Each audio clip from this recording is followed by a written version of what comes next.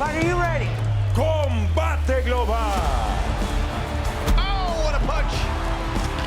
What an incredible fight. Can you believe what you just saw? We have a champion.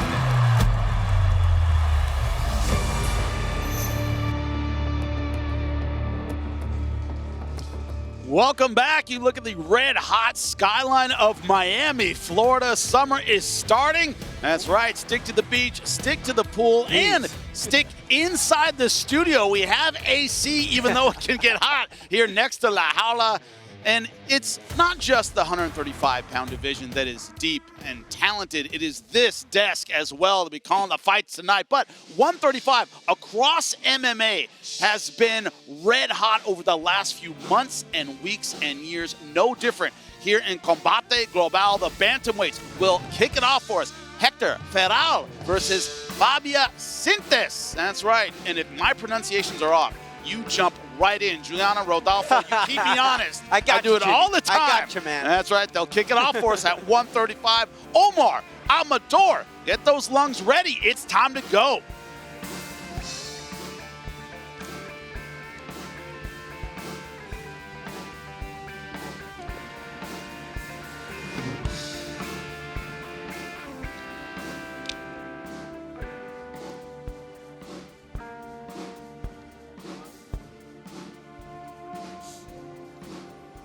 Entrando a la jaula, Hector Ferral.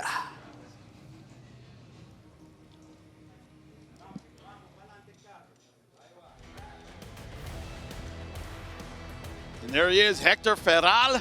Like so many in MMA, started out, hey, I just want to get in better shape. I want to get conditioned.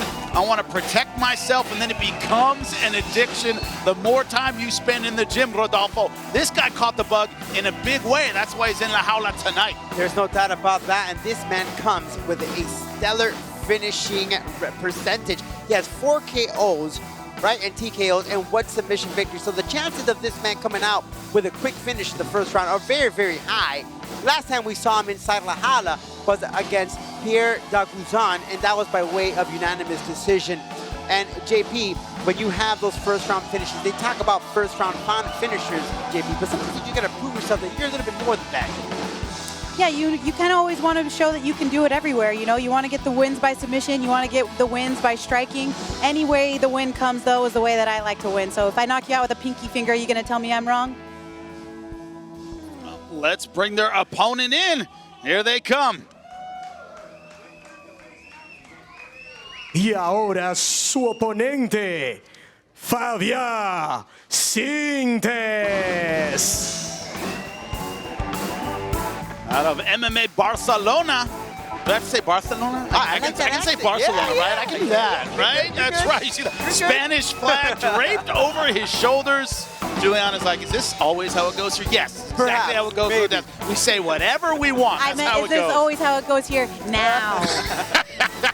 Every single time, but you know, he's a personal trainer, he's a pro soccer player, he has lungs for a long fight. Could that be a factor tonight? That stamina is key here. Yeah. That's something that Fabia Sintes always brings to La Jaula. He's a very creative fighter, could throw in spinning back fists at any point. He's a really exciting fighter, but at the same time, guys, you know, when you do that, you do leave some exposure out there and some flaws along the way, so you have to always protect yourself at all times, guys. Yes.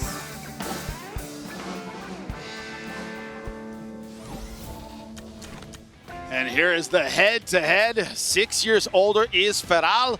Also, reach is exactly the same. No real difference in height. It's going to be about experience. Omar, get us started. Damas y caballeros, ya estamos listos para este combate pautado a 3 asaltos de 5 minutos en la división de peso gallo. We are ready for this bout at the 3 rounds of 5 minutes in the bantamweight division. Los jueces son, the judges are Richard Green Jr., James Lázaro y Eliseo Rodríguez. Y ahora sí, the time is here para un combate global.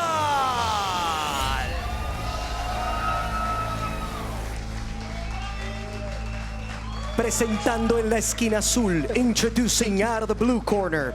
Entra con un récord profesional de 6 victorias, 2 derrotas. He walks in with a professional record of 6 victories and 2 losses. Weighed in at 135.6 pounds. Registró 135.6 libras. Vistiendo de verde puro mexicano. Es de Ciudad Juárez, Hector Ferral.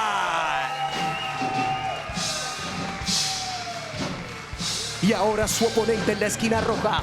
Now his opponent out of the red corner.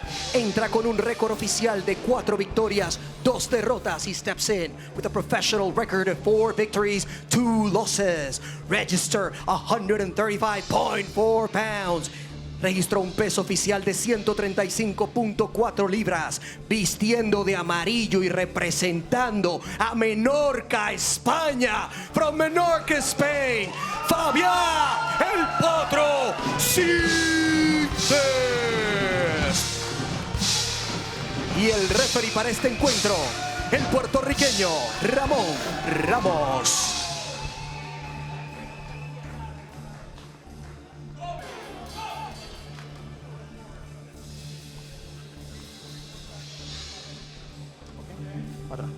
We are about to get underway in the 135-pound division. Hector Ferral in the green shorts. Fabia Sintes in the yellow trunks. Round 1, and we are underway. There is the bell. Guys, we talk about that quick finish from Hector Ferral. He can't really pull that off against a guy of Fabia, who's a very creative fighter, because it could be dangerous waters for him. So he has to be a little calculated with his striking here, not leave any opportunities and gaps. Already right off the bat, I see Sintes. He already got that jab going. He got that front kick going. Establishing dominance first is sometimes key in getting that victory and getting inside the head of your opponent. That's one thing you guys you'll see from Sintes. He always seems to back up, DJP. And I think that may be a little bit frustrating if you're that offensive fighter. Absolutely. I definitely think that his movement is great. He's going side to side. Nowhere to be found.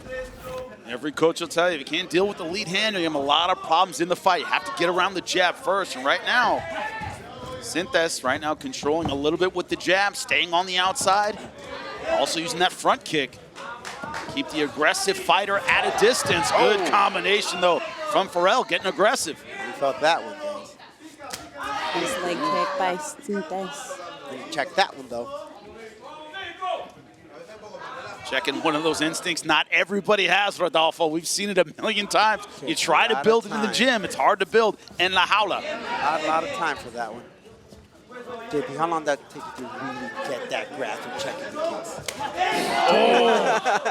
Took me a while. You want to know why? Because I would rather trade a right hand right down the clown's mouth than check a leg kick. You know what I mean? Just plow him over. Right now, they're both exchanging those leg kicks over and over, putting money in the bank. It's the kind of technique that works later in a fight. You start slowing down, legs start swelling. Right now, Ferral, though, still no way around the jab yet, using the leg kick effectively. And the mutual respect is seen there from both these guys. Sintes has got a real snappy front kick. I've seen it now 3 times. It's beautiful. This calf kick though by Ferral. Yes, sir. And Ferral looks like he's willing to counter that front kick with a leg kick of his own. Seems to be the strategy so far, but Ferral usually very, very aggressive early in fights. Hasn't figured out the riddle of the distance yet. Oh, nice right hand over the top, but Ferral right back in Sintes' face.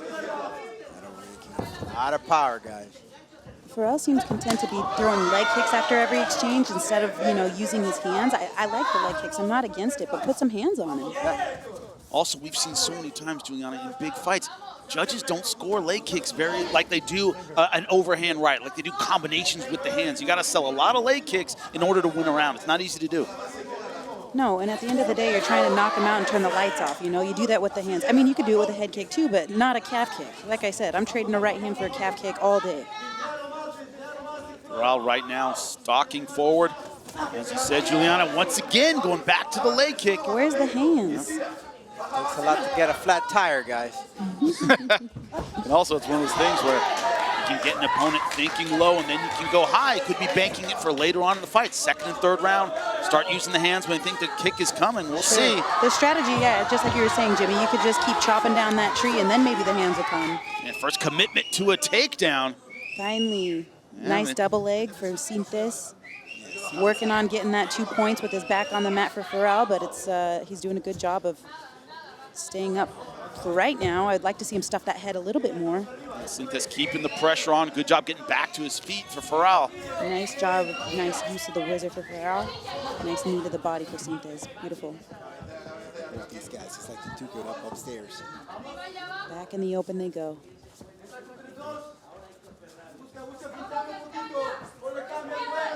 Sintes, good foot movement still, angling side to side. So far, the leg kicks haven't slowed that down very much.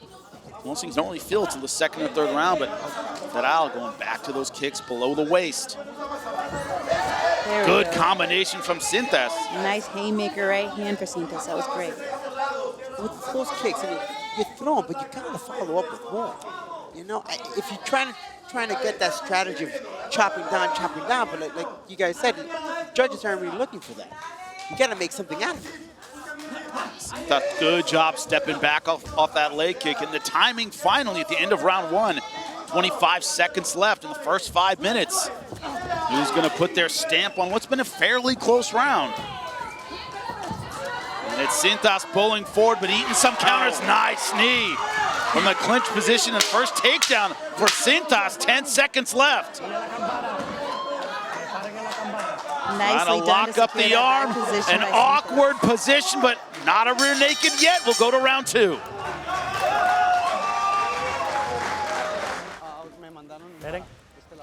And round number two about to get underway. Hector Ferral in the green versus Fabia Sintes from Barcelona, Spain in the yellow. A lot of action throughout round number one, picked up toward the end. First commitment to the takedown, Sintes. Not enough time to take the back, but showing aggression at the end of round one. Will the judges notice? We'll know in a minute. Sintes, this is the third time he walks in La Jaula undefeated so far. Last time, guys, he took on Enzo Perez, who's a decorated wrestler, and TKO'd him in the second round, which goes to show you, if you're taking on a decorated wrestler and out wrestled him, maybe you should do that here tonight. Got his takedown going end of round number one. It's eaten a lot of leg kicks, but still angling. Leg kicks exactly like that, but still moving. And that's all fine and dandy, but... And we have open scoring. And there's that spinning back. Hector Ferral, 10-9, round number one. All three judges' scorecards. Juliana, does that surprise you at all? Yeah, I don't agree with that. Yeah. No, I don't agree with that at all. We're wondering if they would credit the leg kicks. It looks like they are. Yeah, no, I definitely see that. But, I mean, as far as, like, cage aggression goes, that's got to count. I see one guy coming forward. And he's been active with the hands. He did land in round number one with that overhand right. We talked about a little bit in the first round, Jimmy, distance and knowing your distance. Sometimes I see that they're sometimes not landing because they're not getting that distance down. And once they get it down, I think that it will be a bit of a different fight. Now Sintes starting to overreact a little bit to leg kicks and being more aggressive with the hands. Yeah, he's more the offensive fighter now than that first round. Well, also, I think he's realizing if I wait on the outside, I'm going to get a leg kick. It's eventually going to chop me down or hurt that lead leg. Might as well, like as you said, Juliana, go in, throw that right hand, make him pay for those leg kicks. Absolutely. Nice double jab by Sintes. And very positionally aware for Ferral. He's missed, or he has made Sintes miss a lot, actually. So it's almost like, do you know your distance, or are you just good at, seeing the punches coming and getting out of the way? Because he's doing a great job of that. Once again, Sintes pushing forward, but Ferral on his bike and moving as well, angling just enough to get out of the way. Nice left hand. I don't know, but if I was Sintes wearing my reading glasses, I would read that he's coming in, throwing in those wild punches, exposing his chin. A nice uppercut will put it to sleep. Yeah. And no surprise here. Look at the punch stats. Sintes 44-15 over Ferral, but didn't win round number one. Remember, the corners know the score just like we do. And if I'm Sintes' corner, I'm telling him, look, you got to turn it up more. All right, you lost round number one. I thought you landed well. You got to really be aggressive in round number two. Yeah, absolutely. And I know that Ferral, every time that Sintes tries to clinch with him, he's already in the plum tie. He's already got that defense, using the wizard well, and he is doing everything he can to stay on his feet and not get taken down. Exactly. He's doing such a good job controlling the clinch work. We saw it there. That was great. He knows Sintes wants to take him down, and he's like, I know you do, and it's not happening. Little blood or abrasion around the right eye of Sintes. Damage already. Now it seems like Ferral's getting a little braver, willing to walk through some shots to close that distance you've been talking about, Juliana. Yeah, beautiful nicely done job by with the Ferral. underhook. Great job. And almost a cow catcher, just driving him straight to the canvas. That was beautiful. Like, he knows that he wants to take him down. All he had to do is just wait for the shot, stuff it, and now he's on top, working to get into half guard there. Nicely done by Ferral. Don't let him up, Ferral. Sintes working that C-guard enough to get up. Now with a shot of his own. Look at that, step in the head. Sintes on a single leg, still trying to pull that single out.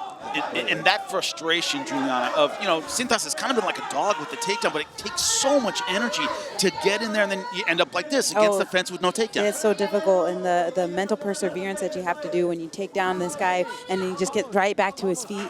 It's such a mental, throwing somebody throwing a wrench in your plan. It sucks. Sintes now. This guy, he's a little bit. I think the energy is coming down just a tad bit, and he's sticking to that jab and that overhand. Right, that's been doing a lot of that. Remember, Sintes was moving a lot in round number 1, angling a lot less in round number 2, and we call those winging punches. Yeah. All arms, all shoulders. Face is just exposed, though, guys. That was a great body kick by Ferral. Ooh, and another a big, one. big Now, elbow. Oh, nice combo. Oh, so this is how it's done, Jimmy. Nicely done by Sintes. Yep. Use your hands to set up your takedowns. He came in with a barrage of punches, and then when he was looking upstairs, then he changed levels for the takedown. Beautiful job by Sintes. Under 10 seconds, almost to the bell. Who will finish strong? And it's Sintes aggressive at the end of round number 2. And there is Hector Ferral. He won round number 1, but once again, Sintes active. There he is in round number 2 at the end. Was it enough to steal the round? We'll know in a minute. Mexico versus Spain. Hector Ferral in the green versus Fabia Sintes in the yellow. Ferral, a lot of leg kicks in round number 1, more aggressive in round number 2, and Sintes behind the 8 ball. It's about how far? We'll know in a minute. Ooh, beautiful leg kick. Right at the end of round 2, Sintes threw a body kick that I know affected Sintes. It looked like it hurt, and it looked like it took the wind right out of him. So maybe in the earlier rounds we were saying, hey, what's with all the leg kicks? But it's working. It worked. Yeah, Ferral is starting to slow Sintes down. There it is. You call the JP Look right at there. all the redness and the Coming swelling in. that's coming out from the back of Sintes' leg. That front leg area. is an absolute mess. Yes, it is. And he's getting no stability from it. And if you want to throw punches, you need that lead leg to turn. Oh, that's And right how you now, stop a Sintes wrestler, doesn't have right? it. It's exactly Chop what him you do. down. Chop him down. Well, right now, letting that damage soak in just a bit. Nice jab from Sintes. Absolutely. Ferral's reading him every time that Sintes comes in with those wild punches. He's worthy enough to land into shots to the body. Sintes, a little bit of urgency now. Looks like he's trying to corner Ferral. Yeah, but not a lot of power coming in behind, guys. Big right hand from Sintes. Into the clinch they go, but Ferral is so positionally aware. He knows that Sintes' only opportunity to win is to get him down to the ground, and he ain't having it. Now, in Sintes landing the overhand right, just landed a straight right there, but Juliano, we haven't seen that turn in the hip. He hasn't been sitting down on his punches. They've looked like arm punches that land, but they haven't put Ferral down, and he's been landing consistently, but we haven't seen much effect. Right. There's not so much mustard on the end of these guys' punches anymore. Maybe it's because we're in round 3, but I agree with you, Jimmy. A lot of arm punches, but hey, they're trying, they're out there doing it, and they're putting the 135-pound division on notice. They are. They're being active for sure. Sintes doing a great job with the right hand, but not able to back Ferral off, and it is kind of all over the board. 2 judges have it 20-18 Ferral. They gave him both rounds. It is tied on 1 judge's scorecard, so easiest way to put it is Sintes needs this 3rd round. Absolutely, but nice big right hook from Ferral. And this is what makes Combate so good. Right. Mucho más acción. These guys are going to stand in the pocket, and it's last man standing who's got the biggest cojones. And we will see here soon. I think we just did. Yeah, we did. We did. 2:20 left in the third and final, and these guys just standing in the pocket swinging for it. Nice head kick by Ferral. Yeah, Sintes just moving forward. Worried about the leg kick, so the one way to get around the leg kick is, take away the range. Stay in your opponent's face. They can't kick you. Looks like that's the strategy of Sintes in this third round, Rodolfo. I'm telling you, this goes the distance, and I'm just curious to see how those last 10 seconds are going to be. Just back and forth, rock 'em, sock 'em type of a fight. Nice body lock takedown straight into mount. That's the Sintes needs it. Sintes, this is exactly what he needed. He's got an opportunity to choke him, but he's too slippery. He fell off the back. Positional mistakes late in the fight. Oh, all that hard work, the one position that you needed to keep, and you fell right off his back. Oh, that sucks. That's gut-wrenching. Yeah, we say position before submission, and look at the stats right in front of you. Sintes, 64 punches to 48, and it's changing as we're watching it. But Ferral, look at that. The kicks twice as many as Sintes, and they've been all to the legs. Oh, in the tie clinch for Sintes, but Ferral shucks him off, says, get out of here. And Fabia right now is just hard. I mean, he's just throwing, see if anything lands. Ferral is just coming forward with everything that he has. Oh, he even ate a punch there and just, let's go. Nice. It's like a dead man walking, just punching. Both these fighters exhausted. It has been a frantic 14 minutes. We enter the last minute of round number 3. Body lock takedown, but nicely done by Ferral to stay on his feet. Now he's going for his Beautiful outside trip. Nice. Ending up on top, Ferral, the jiu-jitsu purple belt. Finish your fight right here, Ferral. Finish your fight. Hammer, hammer, hammer. Do not stop punching. At 40 seconds left, he's spent so much energy in the first 3 rounds of this fight. Get him, get him. Now throwing the short strikes, short elbows right to the side of the head of Sintes.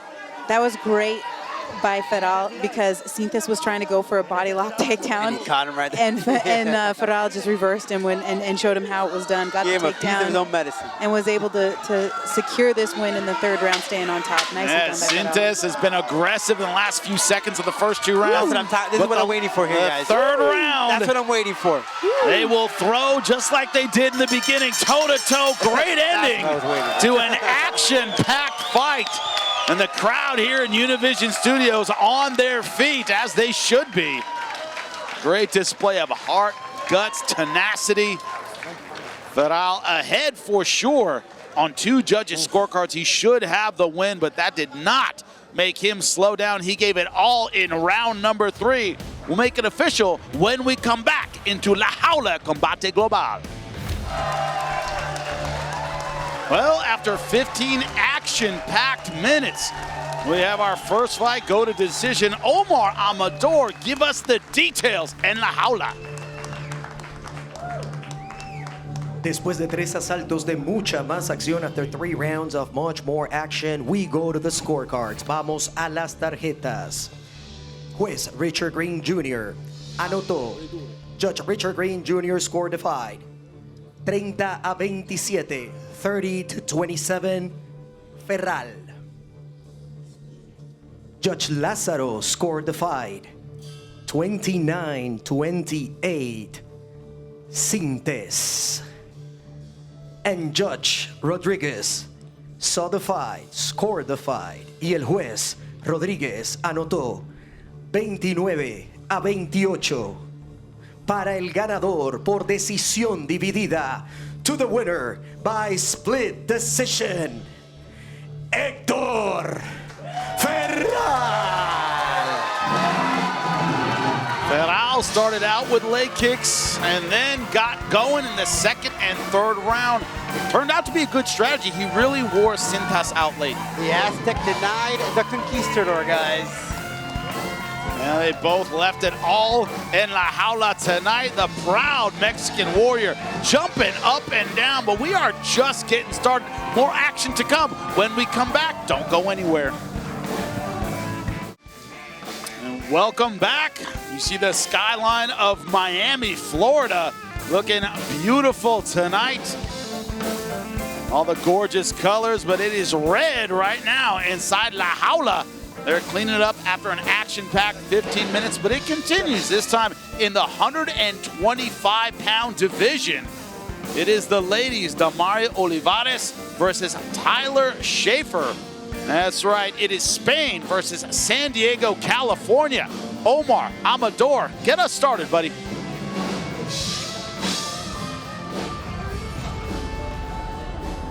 Entrando a la jaula, Damaris Olivares.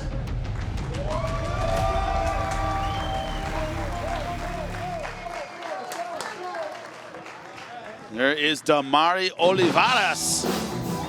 Started training out with Muay Thai and kickboxing. That was her base to begin with, then branched out into MMA. She said, I'm picking up the grappling, but it's really about my ability to finish on the feet. We hear that so often, right? I start out striking, then I'm learning everything else, but on the feet, she's absolutely deadly, Rodolfo. And she put in the work, that's what she told me. She made her debut inside La Jaula year and her pro MMA debut back in October of 2022. Lost by rear naked choke. That just sent a clue, right? I gotta go get my butt to the mats and start working on it. Picked up a win in November of 22, so just 1 month there of a difference. Picked up the win by way of decision, but yes, it does take them time, especially JP. You have that stand-up background and making that transition, you're putting it all together. To make a good tasty burger, it takes a little bit of time, JP. Yeah, it's not something that happens overnight, that's for sure. You gotta put your homework in and you gotta work everywhere. It's mixed martial arts for a reason. You gotta be well-versed on the feet, on the ground, in the clinch, everywhere. Well, her opponent coming from the greatest city in the world. Omar, get her in here. Y ahora su oponente, Tyler Schaefer. Tyler Schaefer from San Diego, California. Working as many Anchorman references as I possibly can because that's my life and I'm not ashamed. I'm not ashamed at all, Juliana. Don't look at me like that. I'm going to work them in. Anyway, she, of course, 10th Planet, also ATOS, which is, of course, Andre Galval's jiu-jitsu team. Incredible grappler. She came kind of the opposite way. Came through BMX, came through extreme sports, started out grappling, now into MMA. Might be the kryptonite for the stand-up striker, Juliana, tonight. Yeah, absolutely. And I know that she's been working on her ground game a lot. You know, she had a couple of stints with us before where she was having an unfortunate night at the end of the night of getting submitted. And I know that the ground game is something that she's really been trying to hone in on and make sure that she's, sealing up all those holes in her game. So looking forward to seeing this fight. I know she's had a tough past 2 years and that getting her hand raised tonight is going to definitely, make her have a better year for sure. JP, this is an on-paper fight. This is a fight for Tyler, right? This is made for her. Stand-up war. She has to show that up, but she said she's putting in the work in the ground game. This is a good opportunity against an Olivares. Look at the reach advantage for Tyler Schaefer. Will it be a factor against the Muay Thai specialist? We'll find out. Omar, get him started.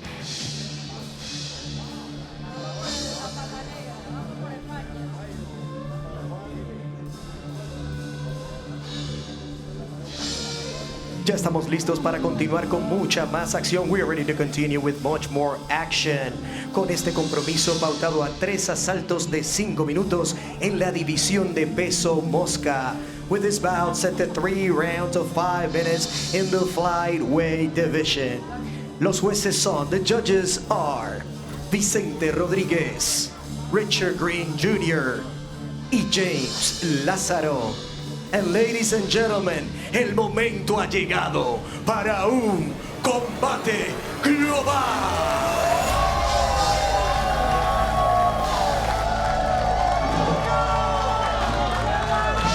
Presentando en la esquina azul, introducing out of the blue corner, entra con un récord profesional de 1 victoria, 1 derrota. She steps in with a professional record of 1 victory, 1 loss. Weighed in at 125.2 pounds. Registró un peso oficial de 125.2 libras. Vistiendo de rojo, wearing red. De Gran Canaria, España, Damaris Olivares.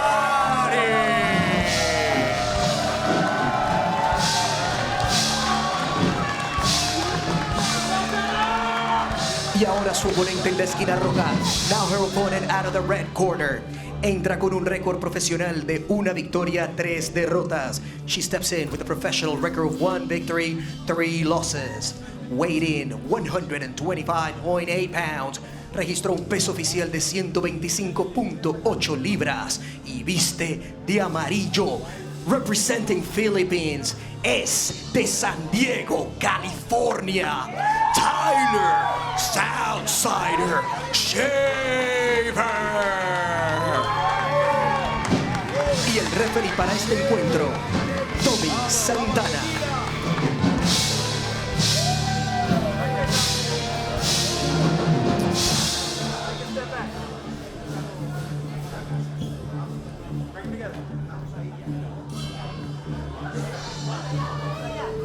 Muy buenas noches, señoritas. Hemos repasado el reglamento a parte atrás, pero una pelea dura pero limpia.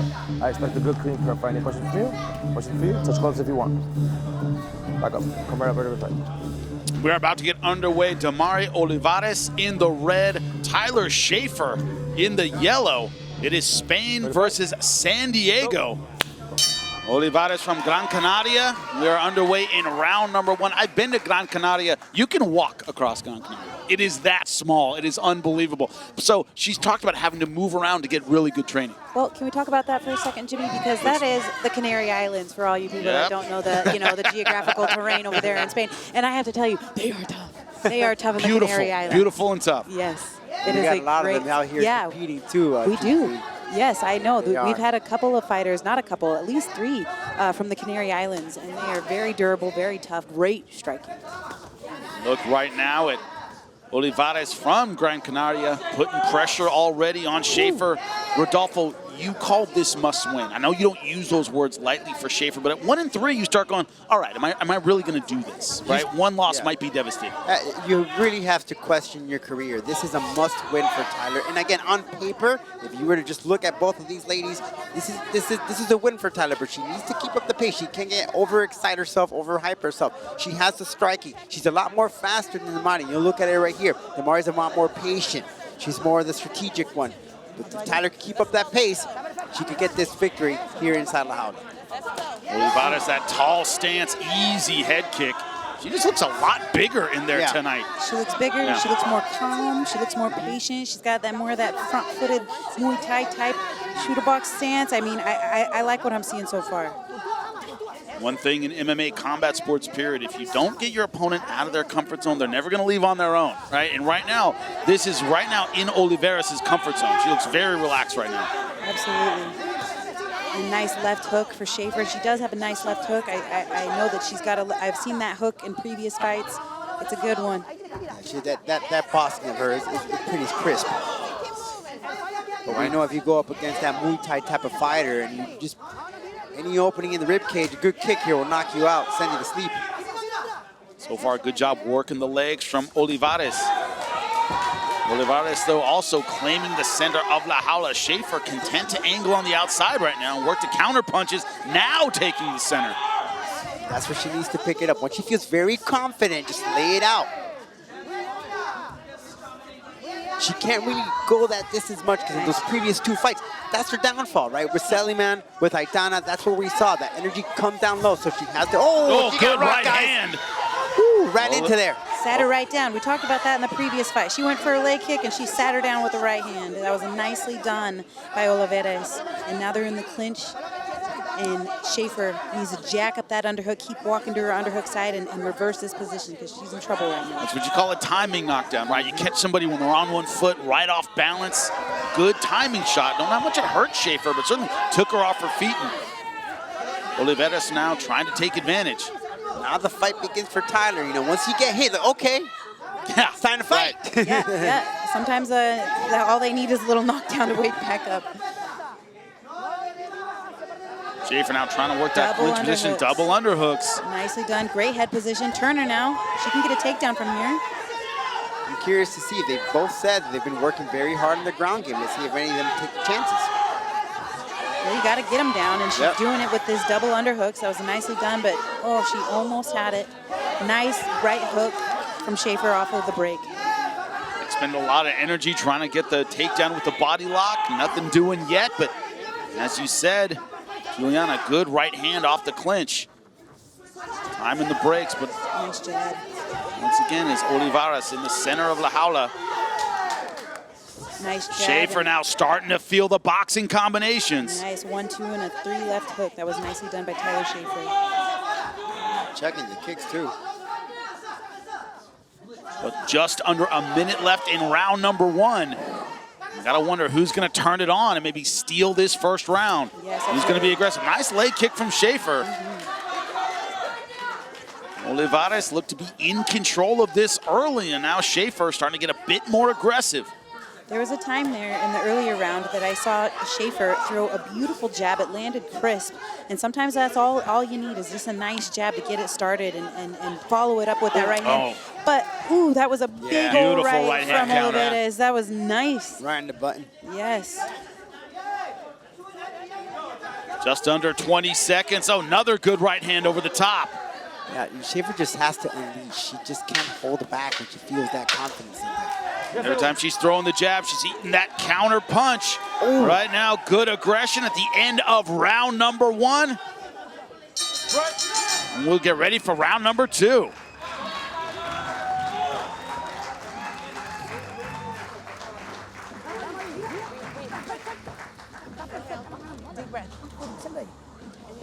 Mira para mí, saca el bucal, respira, escucha. Con toda respiración, ¿quiere agüita, dama? ¿Quiere agua? ¿Estás escuchando? Damaris, trabajarle con el loyo a la distancia y te vas puntuales. Ahora está presionada, va a caminar para ti. Si camina para ti, que habíamos hablado, le presento a quién, a mi colega, el creo de derecha, ¿vale? De frente, que se lo coma. Ya está cansada, ¿vale? Estás perfecta, vas ganando, Damaris. No te vayas al clean, por mucho que le llegue los golpes, no te vayas al clean. Estás perfecta, tío. Respira, estás perfecta, estás perfectísima. More. Back off the cage. Back off the cage. Vamos, campeona. Mismo trabajo, ¿vale? Mismo trabajo. Vamos.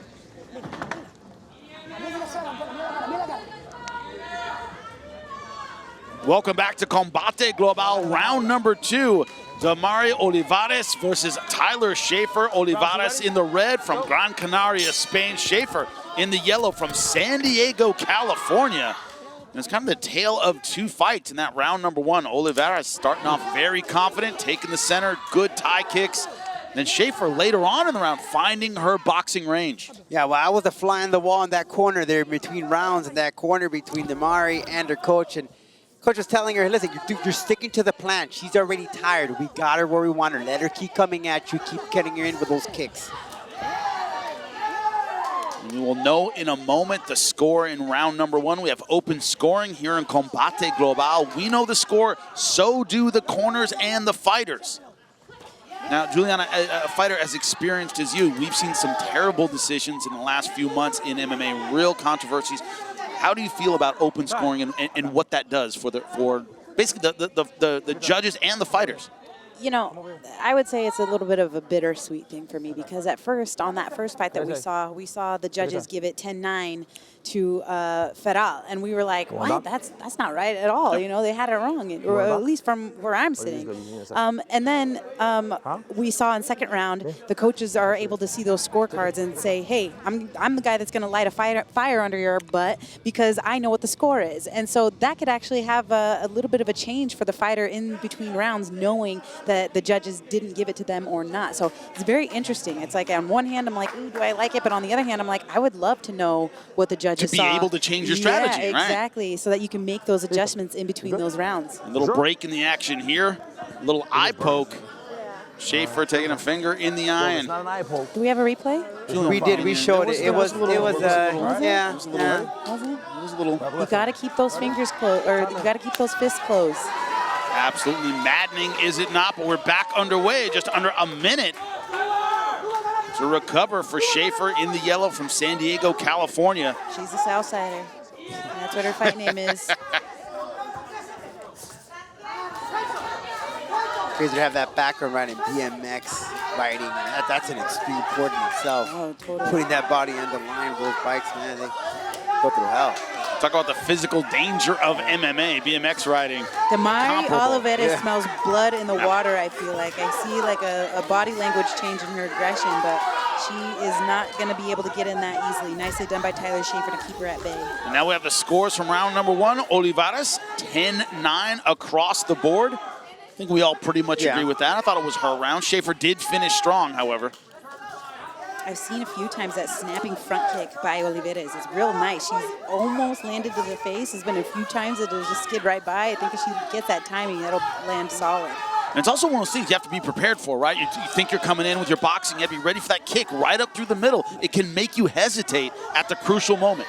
Yeah, who was that? Was that Vitor Belfort versus Anderson Silva? Silva? Right to the center. Crazy. Randy Couture, Lyoto Machida, same thing, yeah. It's a good one. Michael Chandler, the last one I recall, but it does happen right through the center. Oh, that was a bad one.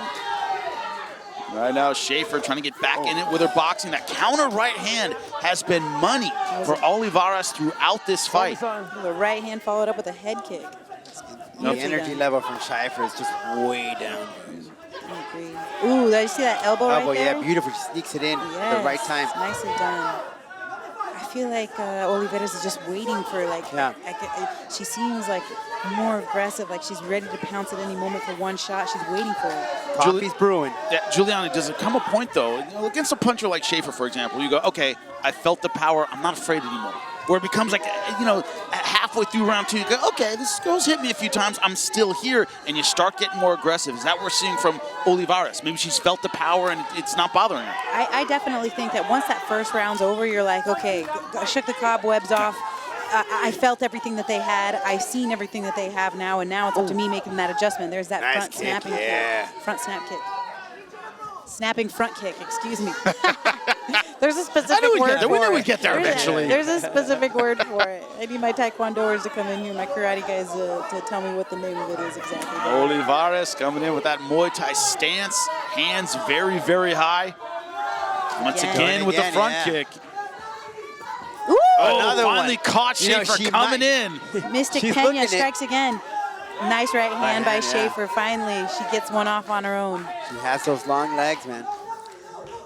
Schaefer having trouble at the end of kicking range.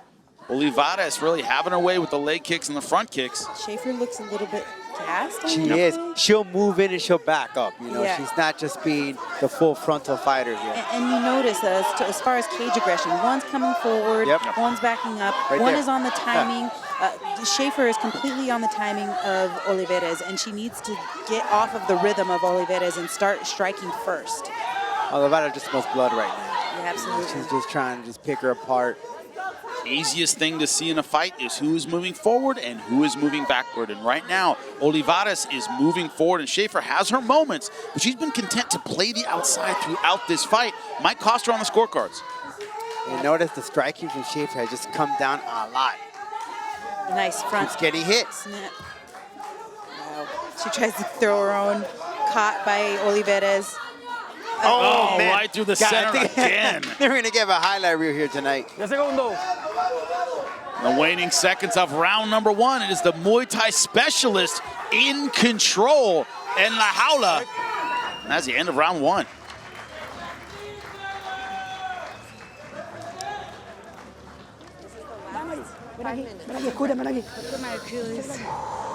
Look. Last 5 minutes, everything you have. This physical pain doesn't matter. It's here. You lost that last round. Round 1 is close. You have to win this round. You have to win this round. You're okay. Physically, you're okay. It's here. Okay, I need you to have energy. You're looking tired. You're breathing with your mouth open. Your hands are coming down. Hands up. Okay? Even if you're pretending, I don't care. Fake, acting, you're moving. Move your head, moving. Small movements. Make her feel her tiredness. Okay? Deep breath, deep breath. Pegar y salir, no te quedes. No le pegues y te quedes. Le pego y me voy. Le pego y me voy. No te vas a quedar, ¿vale? Pegar flojito ya te vale. Claro. Calla polvo, no te defiendes. Vamos, este es tu asalto, campeona. Vamos. Calla polvo, Damaris. We are back, round number 3. It is, of course, Damaris Olivares from Spain versus Tyler Schaefer from San Diego. Schaefer in the yellow, Olivares in the red. little slip of the tongue at the end of the last round. I'm going to say just like round number 1. It wasn't the end of round number 1, but just like round number 1, it was the Muay Thai, the timing of the right hand, the front kick, and Schaefer, no way around it, just like in round number 1. We saw it again in round number 2. Yeah, interesting police from both corners. On the Olivares, hey, stick and move, you're getting your tire, you're doing good. And on the other side, JP was like, pretend, man, just keep going if you're gassed out, just pretend you're in the fight, you know? I was a little bit taken back by hearing that corner advice, but hey, whatever gets your fighter motivated, you know? Juliana, let me bounce something off your head real quick. Yes, I get sir. asked a lot about cornering, and I say bad cornering sounds like cheerleading. Yeah. It sounds like what my mom would say. Right. You got her, go ahead. Or, Yeah. my mom would say that Yeah. from the stands. Yeah. You're not giving me the technical tools to deal with what I'm dealing with. If you could say what my girlfriend would say, why am I paying you to be in my corner, right? It sounds like bad coaching sounds like cheerleading. It is not a video game. They think that they can just button smash and yell whatever they want, and the fighter's going to do exactly that. Right. Not only that, but like you said, you know, if you're cheerleading the entire time and screaming the entire time, that's kind of an indicator that you're already behind. And if I have to coach you to do every single move in that exact moment and in that exact time, you're already behind. So I'm going to let you be a good coach. If you are in Schaefer's corner right now, rather than, all right, act like you're not tired, I mean, what tools do you give her to get inside of this long kicking game? I'm going to tell her to dig as Oh, deep that as she body can. shot hurt. Yes, dig as deep as you can. Get in this girl's face, come forward. I do not want to see you take another step back again. I want you to come forward and hit and strike first and strike as hard as you can. But that teep kick, keeping her at bay, that front snapping kick by Olivares is keeping her, you know, on the end of everything. But she just needs to get off of Olivares' timing. And you have to come in. That's how you stop that teep. Keep coming in, keep moving forward. But maybe the energy is just not there, guys. And no matter how much you pretend, JP, you're not going to be able to if you don't have it. Also, we saw it in our last fight that the leg kicks, the body kicks, third round, you start wearing down and slowing down. And no surprise here on the judges' scorecard. Olivares up 2 rounds to none over Tyler Schaefer in round number 3, meaning Schaefer needs a finish to win. Only way she's going to get this victory here tonight. Yeah, 2018, I mean. It's done. Yeah, and let's just give the credit where credit is due. Damaris Olivares, she's doing a great job. She's fighting her fight. This is the kind of style of fight that, you know, she's gonna win and excel at. She's got great stand-up, crisp striking, and she's just been able to plant that front teep kick all night. That's it, yeah. And you get the feeling with the pacing in which she's fighting and the style with which Schaefer has made her fight that she could do this all night. This could be a 10-round fight. It'd be pretty much the same. Juliana, you know that. A wrestler can wrestle for an hour and not get tired. A jiu-jitsu specialist, a world champion, can grapple for 2 hours and not get tired. Same thing, a Muay Thai specialist, you let them bounce that lead leg and stay in that Muay Thai, that 4-4 time rhythm. They can do this forever. Olivares looks as fresh as she did in the start of the first round. Yeah, and that's exactly right, Jimmy. Like you said, she could do this all night long and not get tired. And that's kind of the upsetting thing is, like, Tyler, it looks like a sparring match. You got to go implement your own game plan. You got to go do something more. You got to be more aggressive. You got to get after this chick. And right now, she's just content to stay at the end of all of Olivares' punches and kicks. It's like you need to be more, I guess, aggressive and forward in your game plan. And Olivares, look at the numbers, 80 kicks to 46. Schaefer, 70 to 48 with the punches, but the kicks have just done a lot more damage. They've been the story of the fight more than the punches of Schaefer. Am I wrong, Rodolfo? You're absolutely right, and I think JP just hit the nail in the coffin. It's looking like a sparring match right now. Yeah. I mean, Schaefer's just not doing anything. No, and, you know, that's sometimes the way the cookie crumbles. You know, when somebody gets you off of their game plan, it can be hard to make those adjustments. It can be hard to say, I'm a little bit confused. I don't know what I can do to make these adjustments so that I can win this fight. I'm already too behind, you know, and it's like, how can I turn this around? And it can be kind of, you know, a mental thing that's like, ooh, I don't know if I can come back from this. One of the hardest questions to ask a fighter is, did you come here to win or did you come here to survive? You're surviving. You're going to see the final bell. Did you come here to win? And that's exactly what I would have liked to have heard her corner tell her. And, right. You know. And if that teep kick or that front kick has been doing over and over again, why didn't you tell me? Why we practiced that? You know what to do to get away from it, right? Yeah, and you know, there's another thing to be said. Her last 2 fights, she lost by submission, so she's probably been working so much on the ground game thinking that the girl was going to take her down and submit her, and then not so much on the overall, you know, stand-up and how she was going to win in the feet, because all fights start on the feet. You got to be able to have it upstairs first before you can go downstairs, and maybe that was something that wasn't really worked in the game plan. Oh, takedown, but the definition of too little, too late. at the end of round number 3. Olivares celebrating. She knows she has this one in the bag. Schaefer not hitting the gas until it was too late. That takedown is almost frustrating at this point, isn't it? It really irks me to my core because where the heck was that in round 1 and round 2 and round 3? You decided to do it with 10 seconds left in the 3rd round. Like, no, it's too late. Yeah, gotta live with your regrets. Schaefer has to find out about them from Omar when we come back. Welcome back to Olivares versus Schaefer. Spain versus San Diego. Omar Amador has the decision ready. Let's hear it. Después de 3 asaltos de mucha más acción, after 3 rounds of much more action, we go to the scorecards. Judge Vicente Rodríguez scoring. Pues Rodríguez anotó 29-28. Richard Green Jr. anotó 29-28. Y juez James Lazaro, Judge James Lazaro, certified 30-27, anotó 30-27. Todos para la ganadora, all for the winner by unanimous decision, para la ganadora por decisión unánime, Damaris Olivares. She did what she needed to do with the style she had. She's excited, but it was a kickboxing clinic from start to finish. And here's some of the lowlights if you're Schaefer. It's a great job by Olivares. That front snap kick landed right on the face plenty of times. Her striking really looked great.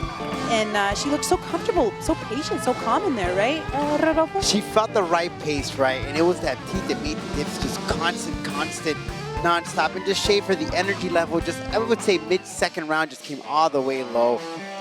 You gotta really question your next move. But the ladies came to bring it, and they will bring it again. Melissa Gomez versus Anna Summers when we come back. Santiago, Chile versus Chicago, Illinois. Who will bring the heat? We will find out when we come back. Whatever you do, don't change the channel. We'll be right back.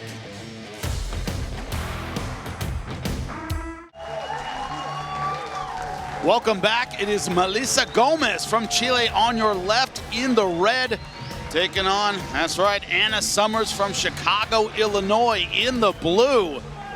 These two ladies, they know how to do one thing, that is plant their feet and throw hard. Look at these two warriors. When I talk about not stepping back, about showing that you're all guts, all heart, that you belong in La Jaula in Combate Global. I'm talking about these two ladies, of course. Juliana Pena joining us in the center. Rodolfo Roman there at the end. Juliana, you and I were talking about what makes female fighters special. And we talked about still earning your place, still trying to show everyone we belong here. These two ladies personify that. Yeah, absolutely. The last time we saw Anna Summers is when she went viral on the internet for snapping that girl's arm and breaking it. It was nasty, but it was also very good. You can tell, especially by the look in her eyes, that she means business. Now, Rodolfo, she got, and I'm not kidding, death threats after that. She had to deal with not just winning, but also the mental side of it. She overcame that. You need to put that aside. Look, you came to do your job. Tap, snap, or nap. That's the game. That's the name of the game. Oh, you know your jiu-jitsu, my friend. And 2 inches height advantage for Anna Summers. That is it. The story of this fight is not about the numbers, about what's in between the ears. Both these ladies very mentally strong. Omar, let's get them started. Ahora continuamos con mucha más acción con este compromiso pautado a 3 asaltos de 5 minutos en la división de peso átomo. Now we are ready to continue with much more action with this bout set to 3 rounds of 5 minutes in the atom weight division. Los jueces son Eliseo Rodríguez, Vicente Rodríguez y Richard Green Jr. Y ahora sí, damas y caballeros, the time is here para un combate global. Presentando en la esquina azul, now introducing out of the blue corner, entra con un récord profesional de 2 victorias. She steps in with an undefeated record of 2 victories. registró 105.4 libras en la báscula. She weighed in at 105.4 pounds. Vistiendo todo de rojo, wearing all red. Es de Santiago de Chile, Melissa Gómez.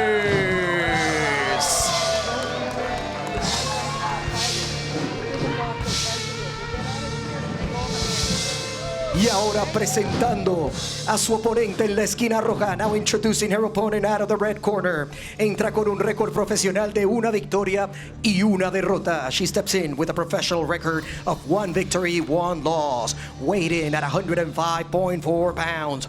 Registró un peso oficial de 105.4 libras. Vistiendo de azul y los colores de la bandera americana de Crestwood, Illinois.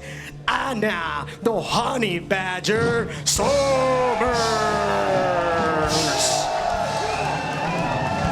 Y el referee para este encuentro, el boricua Ramón Ramos. Acá, mira. Bueno, you take yourself to all time. Una pregunta, you have a question? No questions? Shake hands right now. Okay, Spanish. ¿Tiene pregunta? Okay, I'm going to be talking both English and Spanish. Me respeto, okay? Shake hands. Repete. Atrás. We are ready to get underway. Round number 1. Melissa Gomez from Santiago, Chile in the red. Anna Summers from Chicago, Illinois in the blue. Frank Mir once said, he said, I don't go to get the tap. I go to break it. You tap on the way, you don't go to the hospital. Great advice for anyone doing jiu-jitsu in MMA. Summers, more than willing to do that. Keep that in mind. The bell rings for round number 1.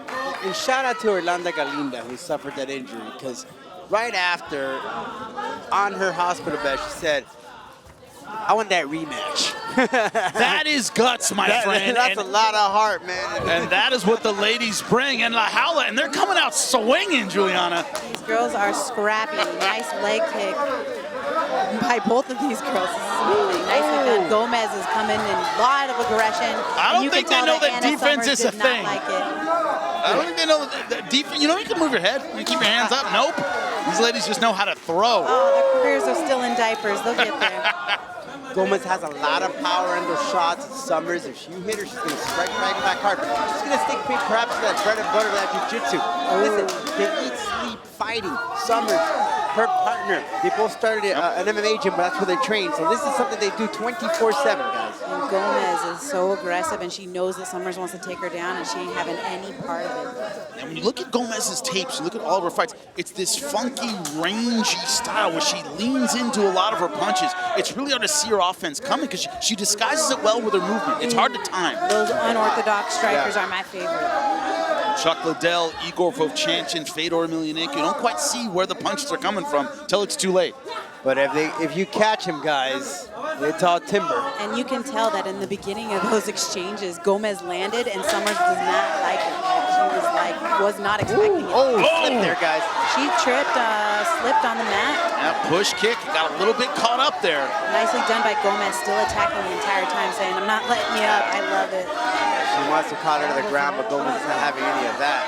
This is exactly where Summers wants to fight too. She wants to invite her down there and say, come on, come play with me down here. But Gomez is like, nah, I'll just kick you a bunch and, you know, stay aggressive on my feet, because at this point, you know, who looks like they're winning the fight? I would definitely say Gomez. Oh, nice up kick. This is looking shades of Sakuraba for the old school fans.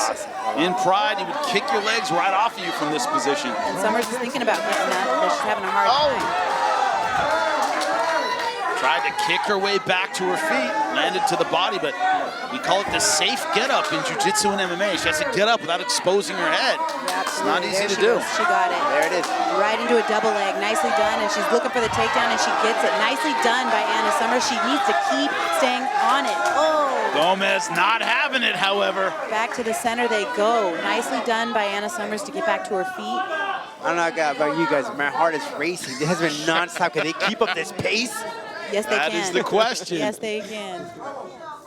Both these ladies known for their conditioning, known for their aggression, but it's like they're looking across the, you know, La Jaula at a mirror image of themselves. I don't know if they're used to facing someone as aggressive as they are early in the fight. Absolutely, and these atom weights, they can go like this all day long. 105 pounds, that's what I love about Combate Americas, or excuse me, Combate Global. They have the ability to get all of the smaller girls. You don't see a lot of the smaller weight classes in the other organizations. No trading leg kicks. Oh, and it's a hard leg kick that once again takes Summers off her feet. Gomez, a big fan of Rose Namajunas. You see in her style. And you can see Summers is still trying to be aggressive on there, still trying to do it, but ooh, welcome to Combate Global. I don't know if I agree with that stand-up. She was throwing those leg kicks, still aggressive. Jimmy, mucho más acción. It doesn't matter. I feel very attacked right now. Gomez I know you're jiu-jitsu guy. Summers down to the ground. And look at the damage that Gomez has done to the legs of Summers for being at the ground. You gotta take that in consideration. You know how much of an impact that'll do when she gets back on her feet, if she gets it, right? Yeah, that left leg is welted up. Once again, trying to up. And once again, a stand-up. Gomez is throwing a lot of kicks. There it is. There it is. Here it comes now. Here's Summers' chance to get the fight where she wants it. In the clinch, body lock takedown. Gomez is so savvy. She knows that Summer wants to take her down, and she is not having it. I love that takedown defense by Gomez. You could tell that she practiced this over and over and over again. She knew what she was going up against here now. Still that awkward movement of Melissa Gomez, 2-0 in her career. Facing Summers, who is 1-1. Both these ladies just getting started. It's a nice head kick attempt by Summers. Almost landed. Sharp. Hard to time that in and out. Big movements from Gomez. Good right hand to punctuate round number 1. Great stuff. Wow. The energy both of these fighters brought. Like I said, it's so rare that an aggressive fighter sees someone just as aggressive as they are across the cage from them. There's no holding back, JP, in this one. Ya, mire, ella lo único que quiere es abrazarte, ella no quiere pelear contigo. Tú la vas a esperar ahora, no quiero que and you were saying, Jimmy, that she's got a little bit of an unorthodox style, but it's the ones that you don't see that land that hurt you. And Gomez is doing a great job of implementing her game plan, not playing into the jiu-jitsu or the clinch game that Summers is trying to implement, and she's doing a great job sticking to her style of fighting that I love to see. She's all over Summers. For Summers, she just has to find that gap to see if she can bring down Gomez, bringing after that jiu-jitsu game, where she feels very confident. I got to ask my broadcast partners here, do you think Gomez can keep this pace up rounds 2 and 3? Is that not a huge question? That's a huge question. Both of them, right? They both released a lot of energy in those 5 minutes. I say yes, because women can do anything, and you know, especially at this light weight class, 105 atom weight. You know, there is a little bit of a surprise that we have later, the super atomweight division that we're going to be adding in, and we can't wait for that. We got the Claire Lopez fighting over there in Japan for that Risen title July 30th. And, you know, we're going to be cross-promoting there with Risen. But that 108 class is going to be a big instrument here in the women's divisions, because some of these girls, they can't make it, but they can make 108. And we're fighting over that 3-pound discrepancy. Are they going to be fighting at 108? Are they going to be fighting at 113? All that matters, though, is that we have all of the lighter weight divisions in Combate Global, and whoa, what a head kick from Summers. And here is a scorecard from round number 1. No surprise, Melissa Gomez, 10-9 across the board. And also to start round number 2, kind of answering our question here, is Melissa Gomez still moving, still angling, still showing a lot of energy? I thought you said, can Melissa Gomez keep up that pace? And I think she can. Is. Yeah, no, she is. She is. Summers has to find a way inside, find a way around the kicks and the punches of Gomez. Caught off balance twice, taken off her feet in round number 1. Throwing kicks of her own, but nicely done by Gomez. Caught by Gomez. Keep her great balance from Summers. Wow. And he's just going. Gomez is scrappy.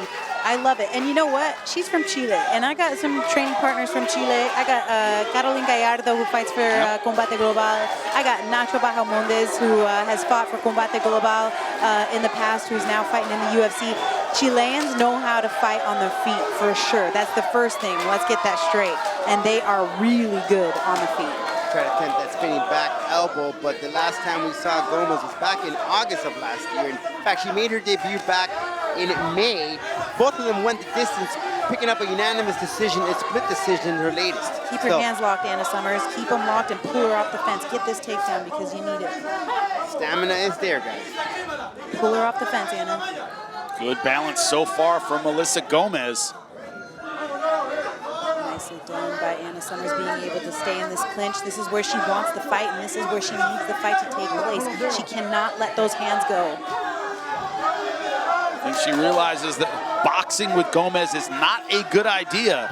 Trying to flip the script and good body lock, but no takedown. Take her off the fence. Got it. Nicely done. Oh, now this is where Anna can really capitalize and win this fight.